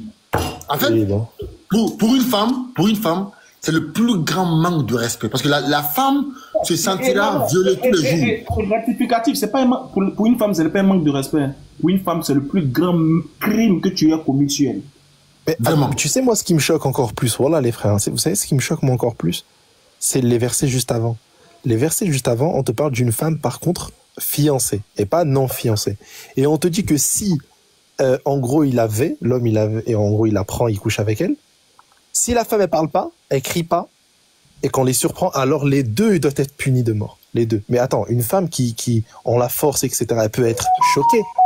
Elle peut être mal à ce moment-là. C'est possible qu'elle ne parle pas. Il y a beaucoup de cas comme ça où les femmes, lorsqu'elles se font V, elles parlent pas. Elles sont tellement choquées qu'elles parlent pas. Et ben là, on te dit que si elles parlent pas, eh ben alors là, elle aussi, elle meurt. Ça dirait non seulement elle se fait V, et en plus de ça, elle meurt. Alors par contre, on te dit, mais si par contre elle parle, elle crie, et qu'on l'entend, ah là, c'est bon. Là, par contre, mais il n'y a pas plus, il n'y a pas plus grand crime que de faire épouser à une femme son V. C'est grave. C'est grave. Ça, c'est le plus gros crime, en fait. Parce que c'est comme elle a vu avec un tel homme qui l'a déshonoré, qui l'a forcé. Et là, on ne tient même pas compte de la vie de la femme. Hein. On dit non, comme on l'a supplié en train de faire ça, il va aller donner 50 francs. Il va dire 50 000 francs. 50 000 d'argent pour avoir la fille là. Et puis on dit jusqu'à ce qu'il vivra. Ce qui veut dire que lui là, il n'y a plus de divorce. Tous les jours, la femme va se réveiller en regardant droit dans les yeux son violeur. Tous les jours. Elle prépare pour lui. Et puis, elle va aller passer des nuits avec son violeur. Est-ce que vous vous imaginez un peu même? Est-ce que vous vous imaginez un peu? Est-ce que vous vous mettez un peu à la place de nos mamans même? Est-ce que vous vous mettez un peu à la place des femmes? Mais Oustaz, et avec ça, ces gens ont du kilo, ils ont le kilo de venir dans le courant, dans le sou, pour dire Aïcha, ils ont le kilo, hein. Écoutez, Aïcha là, elle était très heureuse avec son homme. Elle était très heureuse avec son homme. Son homme est mort sur ses pieds. C'est une preuve qu'elle était très très heureuse avec son homme. Par contre, vous, vos soeurs là, on les a pris, c'est-à-dire qu'on les a pris, on les a donnés à leurs violeurs. Elles sont mortes dans l'amertume avec eux. Est-ce que vous savez ce que ça veut dire? On te donne en mariage avec ton violeur. Est-ce que vous savez ce que ça veut dire? Imagine ton violeur, sa bouche sang. Tu es condamné avec... tu es condamné à vivre avec un moment... Attends, mais Oustaz, une fois j'ai posé la question à une femme, elle m'a dit que si cela lui arrivait, elle se sentirait violée tous les jours. Mais bien sûr. À chaque fois qu'elle aura les rapports avec le mec là, elle va se rappeler des moments où il a violé. Et puis le pire, c'est que ça vient d'en haut. Hein. C'est d'en haut, du haut, du king, du boss. Du boss. Du boss même, c'est lui qui dit ça. Et ça, c'est pas un orchestreur, ça là. Capi, regarde ce qu'on va faire avec l'âge là même. Regarde ce qu'on va faire avec l'âge. Patriote, s'il te plaît, tu peux ouvrir ta caméra, s'il te plaît? Oui. Tu peux prendre Deutéronome 21, 10 à 15, s'il te plaît. Scapi, j'ai pas fini mes questions, j'avais plusieurs questions. Okay. Oh, monsieur, attendez tranquillement. On arrive. Ah, on Capi, regarde. Regarde. On vient à vous, monsieur. Prends-moi Deutéronome 21, 10 à 15 et lis, s'il te plaît. D'abord. Okay. Regarde, Capi. Hein. Capi, regarde bien ce qui va se passer. Regarde bien. Lorsque tu iras à la guerre contre tes ennemis, si l'Éternel les livre entre tes mains, et que tu leur fasses des prisonniers, peut-être verras-tu parmi les captives une femme belle, de figure, et auras-tu le désir de la prendre pour femme. Alors, tu la mèneras dans l'intérieur de ta maison, elle se rasera. Ah, Zézi, non. Moi, faut nous expliquer pourquoi elle doit se raser la tête. Hein. Moi, faut m'expliquer. Non. Elle se rasera la tête et se fera les ongles. Elle quittera les vêtements qu'elle portait quand elle a été prise. Elle demeurera dans ta maison et elle pleurera son père et sa mère pendant 1 mois. Donc, il estime que 1 mois suffit pour qu'une personne fasse le deuil de ses parents. 1 mois, ça suffit. Hein? Allons-y, après 1 mois, qu'est-ce qui va se passer? Après cela, tu iras vers elle, tu l'auras en ta possession, et elle sera ta femme. Si elle cesse de te... Non, pas ça. Non, pas ça. Patriote, c'est pas ici le problème. Non, pas ça, non. Patriote, ici, ce que je veux montrer là, à l'auditoire, c'est même pas encore ici. Continue seulement. Non, pas ça. On dirait un objet. C'est rien, ça. C'est rien, tu vois. Non, mais on dirait un objet. Même moi, j'ai honte de lire ça, frère. Même moi, j'ai honte. Attends, patiente. Ok. Si elle cesse de te plaire, tu la laisseras aller où elle voudra. Tu ne pourras pas la vendre pour de l'argent, ni la traiter comme esclave. Encore heureux, parce que tu l'auras humiliée. D'accord. Donc là, déjà... Dans ton rabat, c'est parce que tu l'auras fait violence. Voilà, c'est grave déjà, c'est grave. Hein. Maintenant, regarde, là, on parle de la guerre. Voyons comment les hommes de Dieu ont appliqué ça. Nombre 31, 17 à 18. Mais tu sais, tu vas aller où, patriote? Va dans la Bible à noter.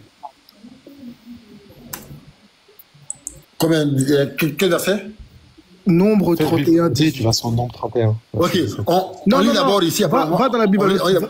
Vas-y, lis ici, après va dans la Bible à noter, vas-y. Nombre 31, verset 17. Les frères, on lit la Bible, hein, c'est pas Kamasutra, hein. C'est la Bible, là. C'est vrai, c'est la Bible, les gars, c'est pas Kamasutra. Voilà, on va lire. Excusez-moi, je me suis... Désolé. Les gars, en fait, c'est vrai. Vous savez que nous, on fait ça vraiment par pure contre-attaque. On fait pas ça juste pour nous amuser. En fait, c'est vraiment pour les chrétiens islamophobes qui insultent notre religion. Mais bien sûr. On veut pas vous blesser. Certes, c'est votre texte, mais... et puis, on ne fait que lire les textes. C'est ce qu'ils disent, non? On ne fait que lire. Nous, on fait que lire, tu vois. Voilà, on lit. C'est tout. Ok, excusez-moi pour le mot, hein. Excusez-moi, mais je suis obligé. Nombre 31, 17. Maintenant, donc là c'est une loi de Dieu. Hein. Tu es trop mal parmi les petits-enfants. Et tu es toute femme qui a connu un homme en couchant avec lui. Ok. Mais laissez en vie pour vous toutes les filles qui n'ont point connu la couche d'un homme. Prends-moi ce verset-là, Nombre 31. Non, attends, ici. J'ai une question à poser ici. Comment les gens-là, ils ont su quelle fille a connu la couche d'un homme et quelle fille n'a pas connu? Et là, tu Parce que, les gars, à l'époque, rassurez-moi, il n'y a pas de scanner, il n'y a pas de matériel pour savoir ça. En plus, il y avait 31 000 personnes. D'accord? Donc, ils étaient beaucoup nombreux. Comment ça? Avec quelle technique rapide et efficace, ils ont su quelle fille était vierge ou pas? Bon, j'ai pas envie de faire un film. Regarde Louis II, comment il est complexé. T'as vu Louis II, comment il est complexé ou pas, Patriote? Il a mis filles. Il a mis les filles. Non. Jeunes filles, enfants. Regarde tous les enfants, les jeunes filles. pour ne pas que l'auditoire dise que tu as inventé un nombre, va dans le même chapitre, tu prends le verset 35. Comme ça, ils vont pas dire, oui, il a dit 31 000, c'est faux. Non, c'est clair. Va au verset 35. Et regarde bien au verset 35, ils les ont appelées femmes, hein, directement. Hein. Au 35, on dit, et 32 000 personnes ou femmes qui n'avaient point connu la couche d'un homme. Ok. On est bon. Donc les chiffres sont là. Les personnes sont là. Prends le nombre 31-18. Va dans la Bible à noter, s'il te plaît. Ouais, ils vont faire le lien avec Deutéronome 21. Ils ont le culot, ils ont le culot, hein, les chrétiens. Ils ont le culot. En fait, c'est parce qu'on s'était, on les regarde, c'est tout. Mais le petit bébé, la vierge, là, elle va même pas pleurer ses parents tellement elle est même pas consciente. Mais bien sûr. Mais attends, Oustaz, si moi, dans mon livre de foi, dans le cours de la Sunna, et il y a des versets aussi atroces, aussi vulgaires, aussi malsains, mais moi, je reprends le courage de venir me taper à partir comme ça devant les gens. Mais je reste calme. Est-ce que je peux parler, s'il te plaît? Parce que là, humble. Frère, mon ami, attends, mais les kémites, là, c'est pire, hein. Bon, vous savez quoi les frères? Vous savez quoi? On va faire une pétition pour que la Bible elle soit lue pour les personnes de moins de 18 ans. Genre, c'est interdit. On va faire ça, c'est bon. Ça, c'est clair. Léon, j'arrive. Moins de 18 ans, c'est interdit. Léon, j'arrive. Nombre 31, verset 17. On va lire. Clique-moi sur le 18, là. Clique-moi sur le verset 18. Non, 18 n'est pas câble. Il n'y a pas assez de likes, les frères. Il n'y a pas assez de likes. Tapotez, s'il vous plaît. Non, c'est bien le 18, t'inquiète pas, clique sur 18. Non, on n'arrive pas. Il marche pas, en fait, il est transparent, faut que tu cliques sur le 17, je crois. Voilà. On dit alors le 35. On dit, et maintenant, tu es tout mal parmi les quoi? Les petits enfants. Ok, on dit, parmi les petits enfants, on doit tuer les mâles afin que la nation soit exterminée, et parmi les femmes, toutes celles qui pouvaient être déjà enceintes parce qu'elles ont contribué à séduire les Israélites et qu'elles ne devraient pas perpétuer une race vouée à la destruction. Voilà. Donc là, on peut croire qu'ici, on parle de femmes et patati patata. Va au verset 35. Clique sur le verset 35. Dans la même vérité. Au 35. Voilà. Maintenant, clique sur le verset 35. Okay. On dit là, 32 000. C'est écrit. Ok. 32 000, ce chiffre qui ne comprend guère que les jeunes filles au-dessous de... Non, attends. Ah, au quoi? Attends, on va bien dire, attends. 32 000, ce chiffre qui ne comprend guère que... Voilà, j'ai pas vu ça. Que les jeunes filles au-dessous de 12 ans. Attends. On n'a pas bien entendu. Est-ce que vous avez bien entendu même? Attends. En commentaire là, est-ce que vous avez bien entendu? En dessous ou au-dessus? Attends, c'est ça même. En dessous. En commentaire là, il doit répéter ou vous n'avez pas bien. Dites-moi. Attends, je vais lire mon lait, attends. Il a un bol de lait. Les gars, voici mon bol de lait, frère. Attendez. Les commentaires, s'il vous plaît, si vous n'avez pas entendu là, écrivez tous qui répète. Léon, mon petit, voilà. Il a un bol de lait à côté. Non, mais attends. Léon, le mec, il consomme plus que toute une famille, ouais. J'ai pris un bol de lait. Attends, mais Léon, il m'a vu, hein, comment je comprends pourquoi il est costaud, en fait. Voilà, frère. On dit 32 000, ce chiffre qui ne comprend guère que les jeunes filles au-dessous de 12 ans. Attends, au-dessous là, ça veut dire qu'elles avaient en dessous de 12 ans ou plus de 12 ans? On comprend pas. En dessous de 12 ans. Ah, donc c'est de quel âge à quel âge là? C'est tout ce qui est petit là. Ça peut être 8 ans, 9 ans, 5 ans, 4 ans. De mon 3 à 11. Hein? En tout cas, 3 à 11, en tout cas. Hein? Vraiment. Mais Nino. Oui. C'est pourquoi, aujourd'hui, un des pays chrétiens, attendez, qui est les États-Unis, Attendez, oui, hein. Mais attends. Mais attendez, Ismaël, Léon Patriote. Donc eux, ils pleurent pour Aïcha. Ok, il y en a 32 000 comme ça dans leur verset. Non, 32 000 pris par attention. Les 32 000 ont été violés. Ah oui. Ah oui. C'est pas autorisé par les parents. Et ensuite, elle grandit, elle accepte, et ainsi de suite. Faut préciser, il y a eu 32 000 chauves. Hein? Parce qu'ils ont rasé la tête à 32 000 petites filles. Ils les ont enfermées pendant 1 mois dans une maison. Ils ont fait ce qu'ils avaient à faire. Et puis ils les ont jetés dans la rue. C'est ça. Vraiment. Attends, moi j'ai une question pour dire à Léonzière. Mon frère, attends ici. Léonzière, sincèrement. Monsieur Ismaël, imagine 5 secondes. Permettez ça. Attends une minute, mon frère. Attends une minute. Attends. Non, mais j'attends. C'est la dernière. Mais attends encore. Léonzière, imagine 10 secondes. Si tout ce qu'on a lu là était coranique. Sincèrement, dis-moi ton avis. Moi, je n'ai plus de morale. Les atrocités étaient coraniques. Ah, c'est terrible. Et d'ailleurs, les gars, c'est pourquoi. Écoutez, hein, c'est pourquoi on dit quoi? États-Unis, donc ça c'est 20 minutes, d'accord, c'est un journal qui est authentique. États-Unis, l'Utah, c'est ça y est, voilà. L'Utah interdit la Bible dans des écoles à cause de passages vulgaires ou violents. L'Utah, c'est un État aux États-Unis, d'accord, qui est grand, qui est un État qui est conservateur. On dit, en 2022, une loi avait été votée dans l'État conservateur de l'Utah, aux États-Unis, permettant d'interdire des écoles tous les ouvrages au contenu pornographique ou indécent. C'est désormais chose faite avec la Bible.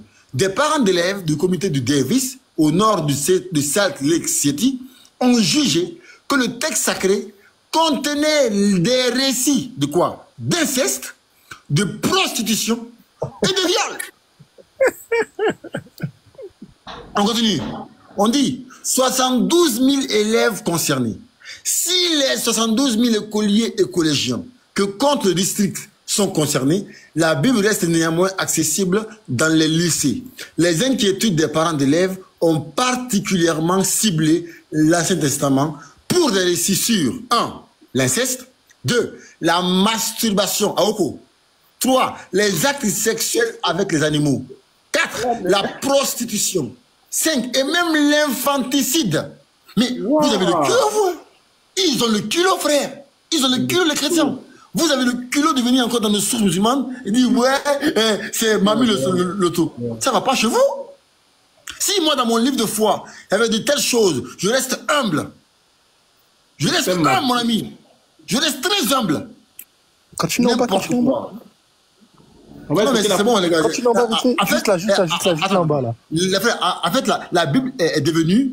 Vous voyez, souvent, la nuit, il y a des films où on dit, c'est marqué en bas, moins de 12, moins de 15. La Bible est devenue un film qui est interdit au moins de 15 ans. C'est catastrophique. La prochaine question du frère. On t'écoute, mon frère. C'est quoi ta prochaine question? Ok, d'accord, merci beaucoup, monsieur Ismaël. En fait, j'écoutais religieusement ce que vous disiez et je réitais mes propos, en fait, du fait que je ne suis pas monté pour faire... C'était pas adressé à toi, on précise que c'était pas adressé à toi. Non, justement, parce qu'à chaque fois, par exemple, comme précisé, je rappelle que tout ce que vous êtes en train de répondre, je trouve pertinent ce que vous dites. Mais j'ai senti ça, que c'était ma question qui était visée. Par contre, j'ai précisé au début que je ne suis pas monté dans le but de faire un clash interreligieux ou alors de vouloir comparer l'islam aux chrétiens, en fait. Déjà que je ne connais pas très bien la culture chrétienne ni musulmane. Raison pour laquelle je suis monté juste avec mes questions pour essayer de comprendre. Donc, pour dire que je trouve quand même, je trouve pas trop pertinent le fait de vouloir justifier la pertinence d'une religion en dénigrant une autre, même si je ne la connais pas. Moi, je ne connais pas une religion. Ce n'est pas un dénigrement, c'est un état de fait qu'on a cité. Ouais, justement, tu vois. Parce que là, je suis monté vraiment en toute âme et conscience avec mes questions comme un naïf. Parce que là, je ne connaissais pas tous ces faits que vous citez. Je l'ai dit. Tu vois, je pose mes questions très naïvement. C'était pas juste pour dire que, ah non, vous avez épousé une fille de 9 ans, nous on est seuls. Non, c'était pas ça. Attends, mon frère. Non, non, je veux, s'il vous plaît, je vous ai écouté très longtemps. Permettez-moi, je pose ma question. Non, 10 secondes. En fait, on n'était pas en train de répondre. Le boss Aka t'a déjà répondu. Donc toi, tu t'as répondu. Okay. C'est pas il y a longtemps. D'accord, tant mieux. Justement, parce que je voulais juste préciser en fait que là, Attends. Il t'a répondu il y a longtemps. Même moi, j'ai écouté sa réponse. C'était clair. Maintenant, comme on est dans l'interreligieux, on sait que toi, tu n'es pas sincère. Donc, on fait notre chemin. Après, on te revient. Si tu as d'autres questions, pose tes questions. Arrête. Il avait posé quoi comme question? Je n'étais pas là, excusez-moi. D'accord, tant mieux. Ok, tant mieux. Je voulais juste préciser parce qu'on ne prête pas confusion que non, c'était moi qu'on était en train d'éteindre ou bien voilà. Non, c'est pas toi qu'on était en train d'éteindre. Voilà, exactement. Donc, la deuxième question que j'avais à poser, c'est que ça fait quand même longtemps que je connais la religion musulmane. Et apparemment, la langue qui prône à l'intérieur, c'est l'arabe en fait. Et justement, lorsque vous entendez parler, du moins même prier, j'ai l'impression que ce n'est qu'en arabe que vous parlez ou priez. Mais pourquoi ce n'est que l'arabe? Pourquoi c'est... Je veux dire, apparemment, si quelqu'un se convertit, il faut forcément qu'il apprenne cette langue en fait. Ou bien je me trompe? Bon, je vais répondre à ça, mais est-ce que c'est l'islam seulement qui, dans sa religion, ou bien qui, dans sa pratique... Je ne sais, je pose ma question, je ne sais pas. Sincèrement, parce que là, en fait, on va encore dans les comparaisons. Je ne sais pas. Je pose ma question. Je dis, c'est mon constat. En fait, pourquoi c'est... Mon frère. Je vais te montrer que ton constat là, il est ciblé. Même pas ton cerveau, c'est sûr que pour les musulmans seulement. Est-ce que tu as posé cette question à un juif? Bon, là, j'ai jamais rencontré un juif. Un juif, alors si toi tu veux adhérer au judaïsme, ça t'a parlé quelle langue? Là, je n'ai jamais rencontré un juif, je sais pas. Donc pourquoi toi, ton cerveau est limité que pour les musulmans? Ça s'élargit pas aussi pour les autres pouvoirs, mais la question qu'il y a posée aux musulmans là, mais si pour l'autre, tu vas répondre de la même manière. Écoute aussi ce qu'il veut t'amener à comprendre, en fait. Il veut te dire que tu fais une fixation sur l'islam. Il y a des religions dans lesquelles si tu vas là, pour pouvoir lire les livres, là, tu vas apprendre la langue dans laquelle le livre a été révélé pour lire. Si toi tu veux pratiquer le judaïsme, mais tu vas essayer de parler l'hébreu. Ou bien, est-ce que pour autant, la même critique que tu as fait sur l'islam, tu fais ça sur les juifs? Je ne me suis jamais intéressé à la religion juive. On a l'impression que l'islam a envoyé quelque chose qu'on n'avait jamais vu dans le monde. Le Coran a été révélé en arabe. Et nous, on veut conserver l'originalité de la révélation. Vous voulez qu'on récite ça en lingala? Mais si on récite en lingala, vu que nous les musulmans on prie en groupe, si on récite en lingala, et le Livoirien qui est derrière, lui fait comment pour comprendre? Et le Marocain qui est derrière, lui fait comment pour comprendre? Si chacun doit venir réciter ça dans sa langue, bon, et celui qui ne comprend pas ta langue, lui comprend comment? Mais si nous tous on est unis autour d'une seule langue là, quand un parle là, nous tous on comprend, puisque c'est la même langue qui nous réunit nous tous. Mais la question à vous, ne posez jamais ça aux juifs. C'est toujours aux musulmans. Musulmans. C'est que quand vous venez sur TikTok là, c'est les musulmans vous cherchez. Non mais vous êtes musulman, est-ce que tu es un juif? Laisse-moi parler. Non mais je te laisse parler depuis. Quand vous venez sur TikTok là, la première des choses que vous cherchez, question à poser aux musulmans. Les juifs aussi ne sont pas. Pourquoi vous ne partez pas vers eux? Pourquoi vous ne partez pas demander? On ne vous voit jamais en train d'aller voir les juifs pour leur demander, mais pourquoi vous, quand on doit adhérer au judaïsme, on doit parler l'hébreu? Pourquoi on doit lire la Torah en hébreu forcément pour avoir la quintessence et l'éloquence de ce qui a été dit? Pourquoi il y a des rabbins qui sont infaillibles chez vous? Pourquoi on doit suivre les rabbins? Vous ne posez jamais la question aux juifs. Mais quand il s'agit des musulmans, voilà, mais les musulmans, pourquoi vous... Ah, c'est la religion de l'islam qui vous intéresse.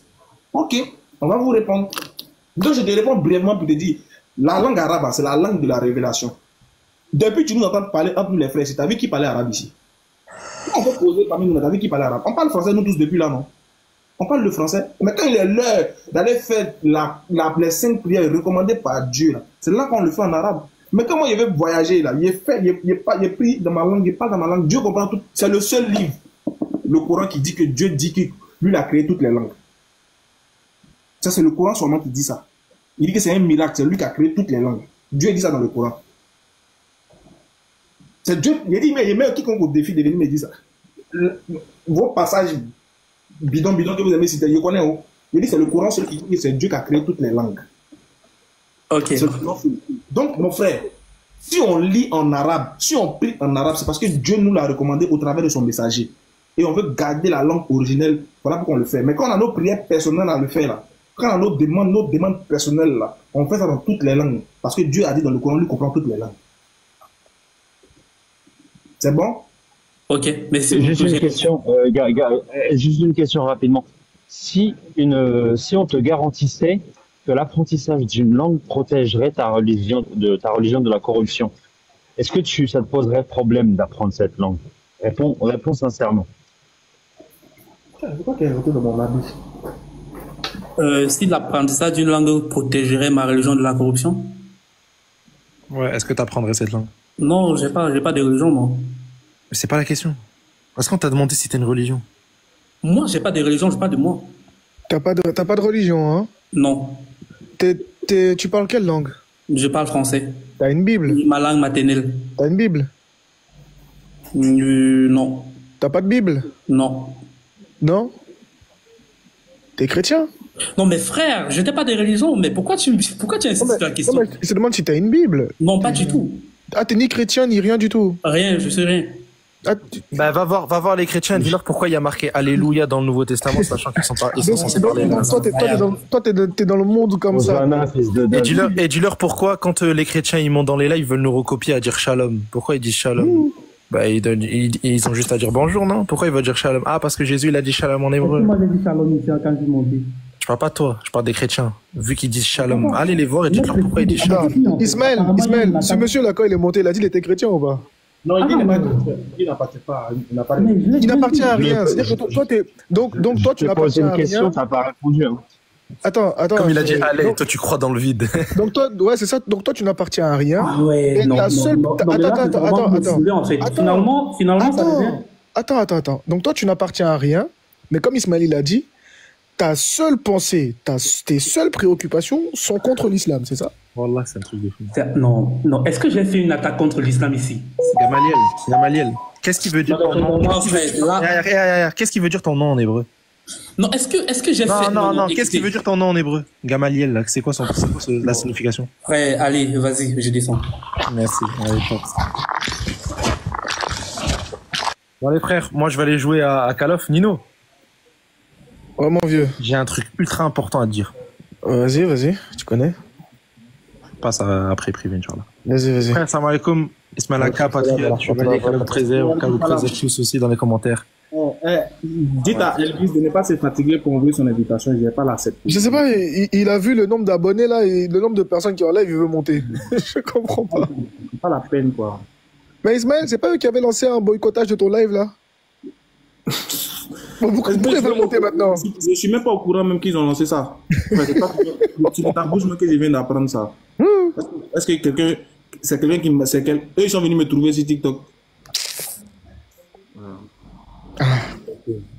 C'est grâce à nous qu'eux ils parlent d'interreligieux aujourd'hui.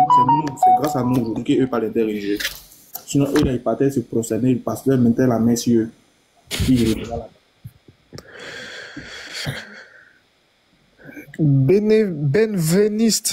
Benveniste, bonsoir. Ou salam, je sais pas. Pourquoi Rebecca a 3 ans, vous vous fâchez?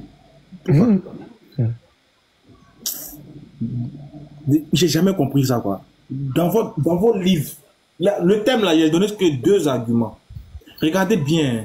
On dit que c'est par la femme que le péché est venu dans le monde. C'est grave, les frères. C'est-à-dire que c'est la femme qui a couché avec le serpent, qui a donné lieu et place au péché dans le monde.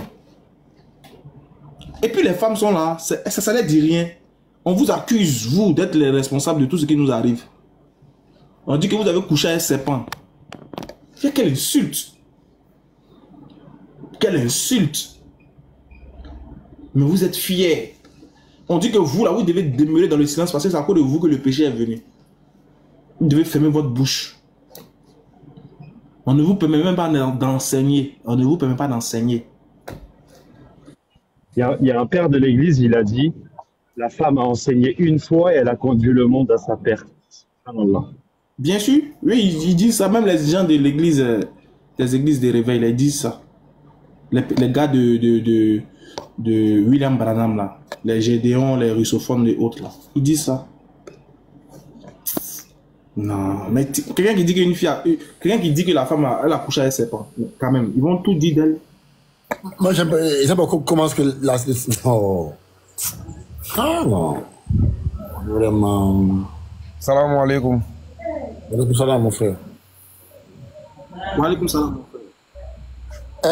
frère. Les frères, après ce live-là, il y aura un live éboueur aujourd'hui, autour de l'ébouage. Voilà, Inch'Allah. Voilà, donc, s'il n'y a pas de. Moi, j'ai arrêté parce que c'est fait déjà tard. Les dates 21h05 ici. Moi, je vais demander à tout le monde d'aller dans les lives de Patriotes. Voilà. Et je tiens à préciser que j'ai déjà dit, je vais réitérer, je ne donnerai plus la visibilité à des koufars. Non, ça c'est fini ça. J'ai pris cette résolution là avant d'entrer en 2025. J'ai dit que moi je ne donnerai plus la visibilité. Pourquoi? Parce que il y a aucun, moi je défie, moi je veux le président des pasteurs évangéliques de Côte d'Ivoire. C'est lui qui cherche Makoso. Je suis derrière lui dans un débat classique, respectueux à la télévision. Je vais gagner beaucoup d'âmes ce jour-là par la grâce d'Allah.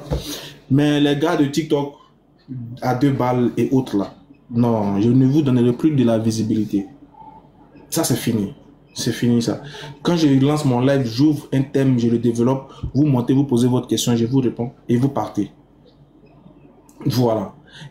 Que ce soit vos pasteurs, là, qu'on a débattu, qu'on a fouetté dans tous les sens, on a pris dans toutes les positions, qui ne cessent de réclamer des débats, juste pour se faire voir, je ne serai plus une occasion de publicité pour lui. Qu'il se débrouille. Malgré tous les débats, il n'a même pas atteint les 50 000 abonnés. Qui se débrouille pour se donner la visibilité seul, qui se construit seul. Voilà, je ne suis plus dans vos débats à 2 balles. Maintenant, il y a FC Boué qui est là pour régler les cas des cas des personnes isolées et autres. Voilà, Patriote va s'en charger bien pour vous. Mais pour ceux, nous je cherche la tête quoi, voilà, les têtes, les personnes influentes de ce pays-là, qui je sais que si échangent avec eux, au moins une multitude de personnes pourront se convertir à l'islam. Sinon vous, en tout cas, il a déjà fait ça avec vous. Au moins si je n'avais jamais fait ça avec vous, on peut dire, oh, il n'a jamais fait, puis il parle. Il n'y a pas quelqu'un avec qui je n'ai pas débattu sur TikTok. Non, je ne vois pas. Je ne vois pas ça avec quel chrétien que moi je n'ai pas débattu sur TikTok. Que ce soit dans la vraie vie, que ce soit sur TikTok, je ne vois pas. C'est qui? Avec qui moi je n'ai pas débattu. En tout cas, vous tous, j'ai fait le tout. Je pense que je n'ai plus rien à vous prouver encore. En tout cas, on n'a plus rien à vous prouver. Plus rien. Voilà. Donc, veuillez vous abonner à la page des Patriotes. Il va lancer son live tout à l'heure. J'ai fini pour vous dire. Tout homme marié doit avoir ce bidon chez lui. Au chevet du lit. Voilà, n'oubliez pas. Le numéro c'est le plus 225 07 68 97 34 05. 07, et ça que ça les fait mal, ils veulent se tuer. 07 68 97 34 05. Voilà, vous faites ça, vous appelez et puis vous passez votre commande. Sur ce, je vous dis merci d'avoir été dans ce live. N'oubliez pas aussi, non, pas des célibataires. Les célibataires là, il y a un médicament pour vous. Pour Coco, vous allez vous traiter avant que le Ramadan arrive. Voilà, on ne peut plus rien faire pour vous. Les célibataires là, on est déjà dans 1 mois, on sera déjà dans le Ramadan. Donc tout le monde, vous voyez le monsieur là, il s'appelle Patriote. Il va lancer un live tout à l'heure. Toutes les 600 personnes qui sont là, je vous demande d'aller directement dans son live. Voilà, il y a des choses qui vont se passer là-bas là. Voilà, donc tout le monde, on converge direct. Dès qu'il coupe net là, on fait une transfusion sanguine. On va directement chez Patriote. Tout le monde. Voilà. Et s'il y a ceux qui veulent m'écrire en inbox, vous pouvez m'écrire déjà sur mon TikTok. Je vais vous répondre, Inch'Allah, après. Merci. On a passé une très belle soirée ensemble. J'espère que ce thème-là vous a été bénéfique et profitable. Soit témoin qu'on a eu qu'ils soient satisfaits de nous. S'il y a des gens aussi qui veulent se convertir à l'islam, il n'y a pas de souci. Vous rentrez en contact avec nous, soit par Patriote, Mimo, Chevalier et autres. Et puis, on fera votre conversion à l'islam. Merci beaucoup. À la prochaine et que Dieu vous garde. Patriote, ton mot de fin. Non, votre mot de fin, vous avez des mots de fin chacun. Voilà. Non, moi juste, voilà, salam alaikum et à tout à l'heure. Voilà. Nilo, mot de fin. Salam alaikum wa rahmatullahi wa barakatuh. Le grand frère capitaine Ismaël a déjà donné toutes les bénédictions. Qu'Allah vous préserve tous. Amin, amin, amin.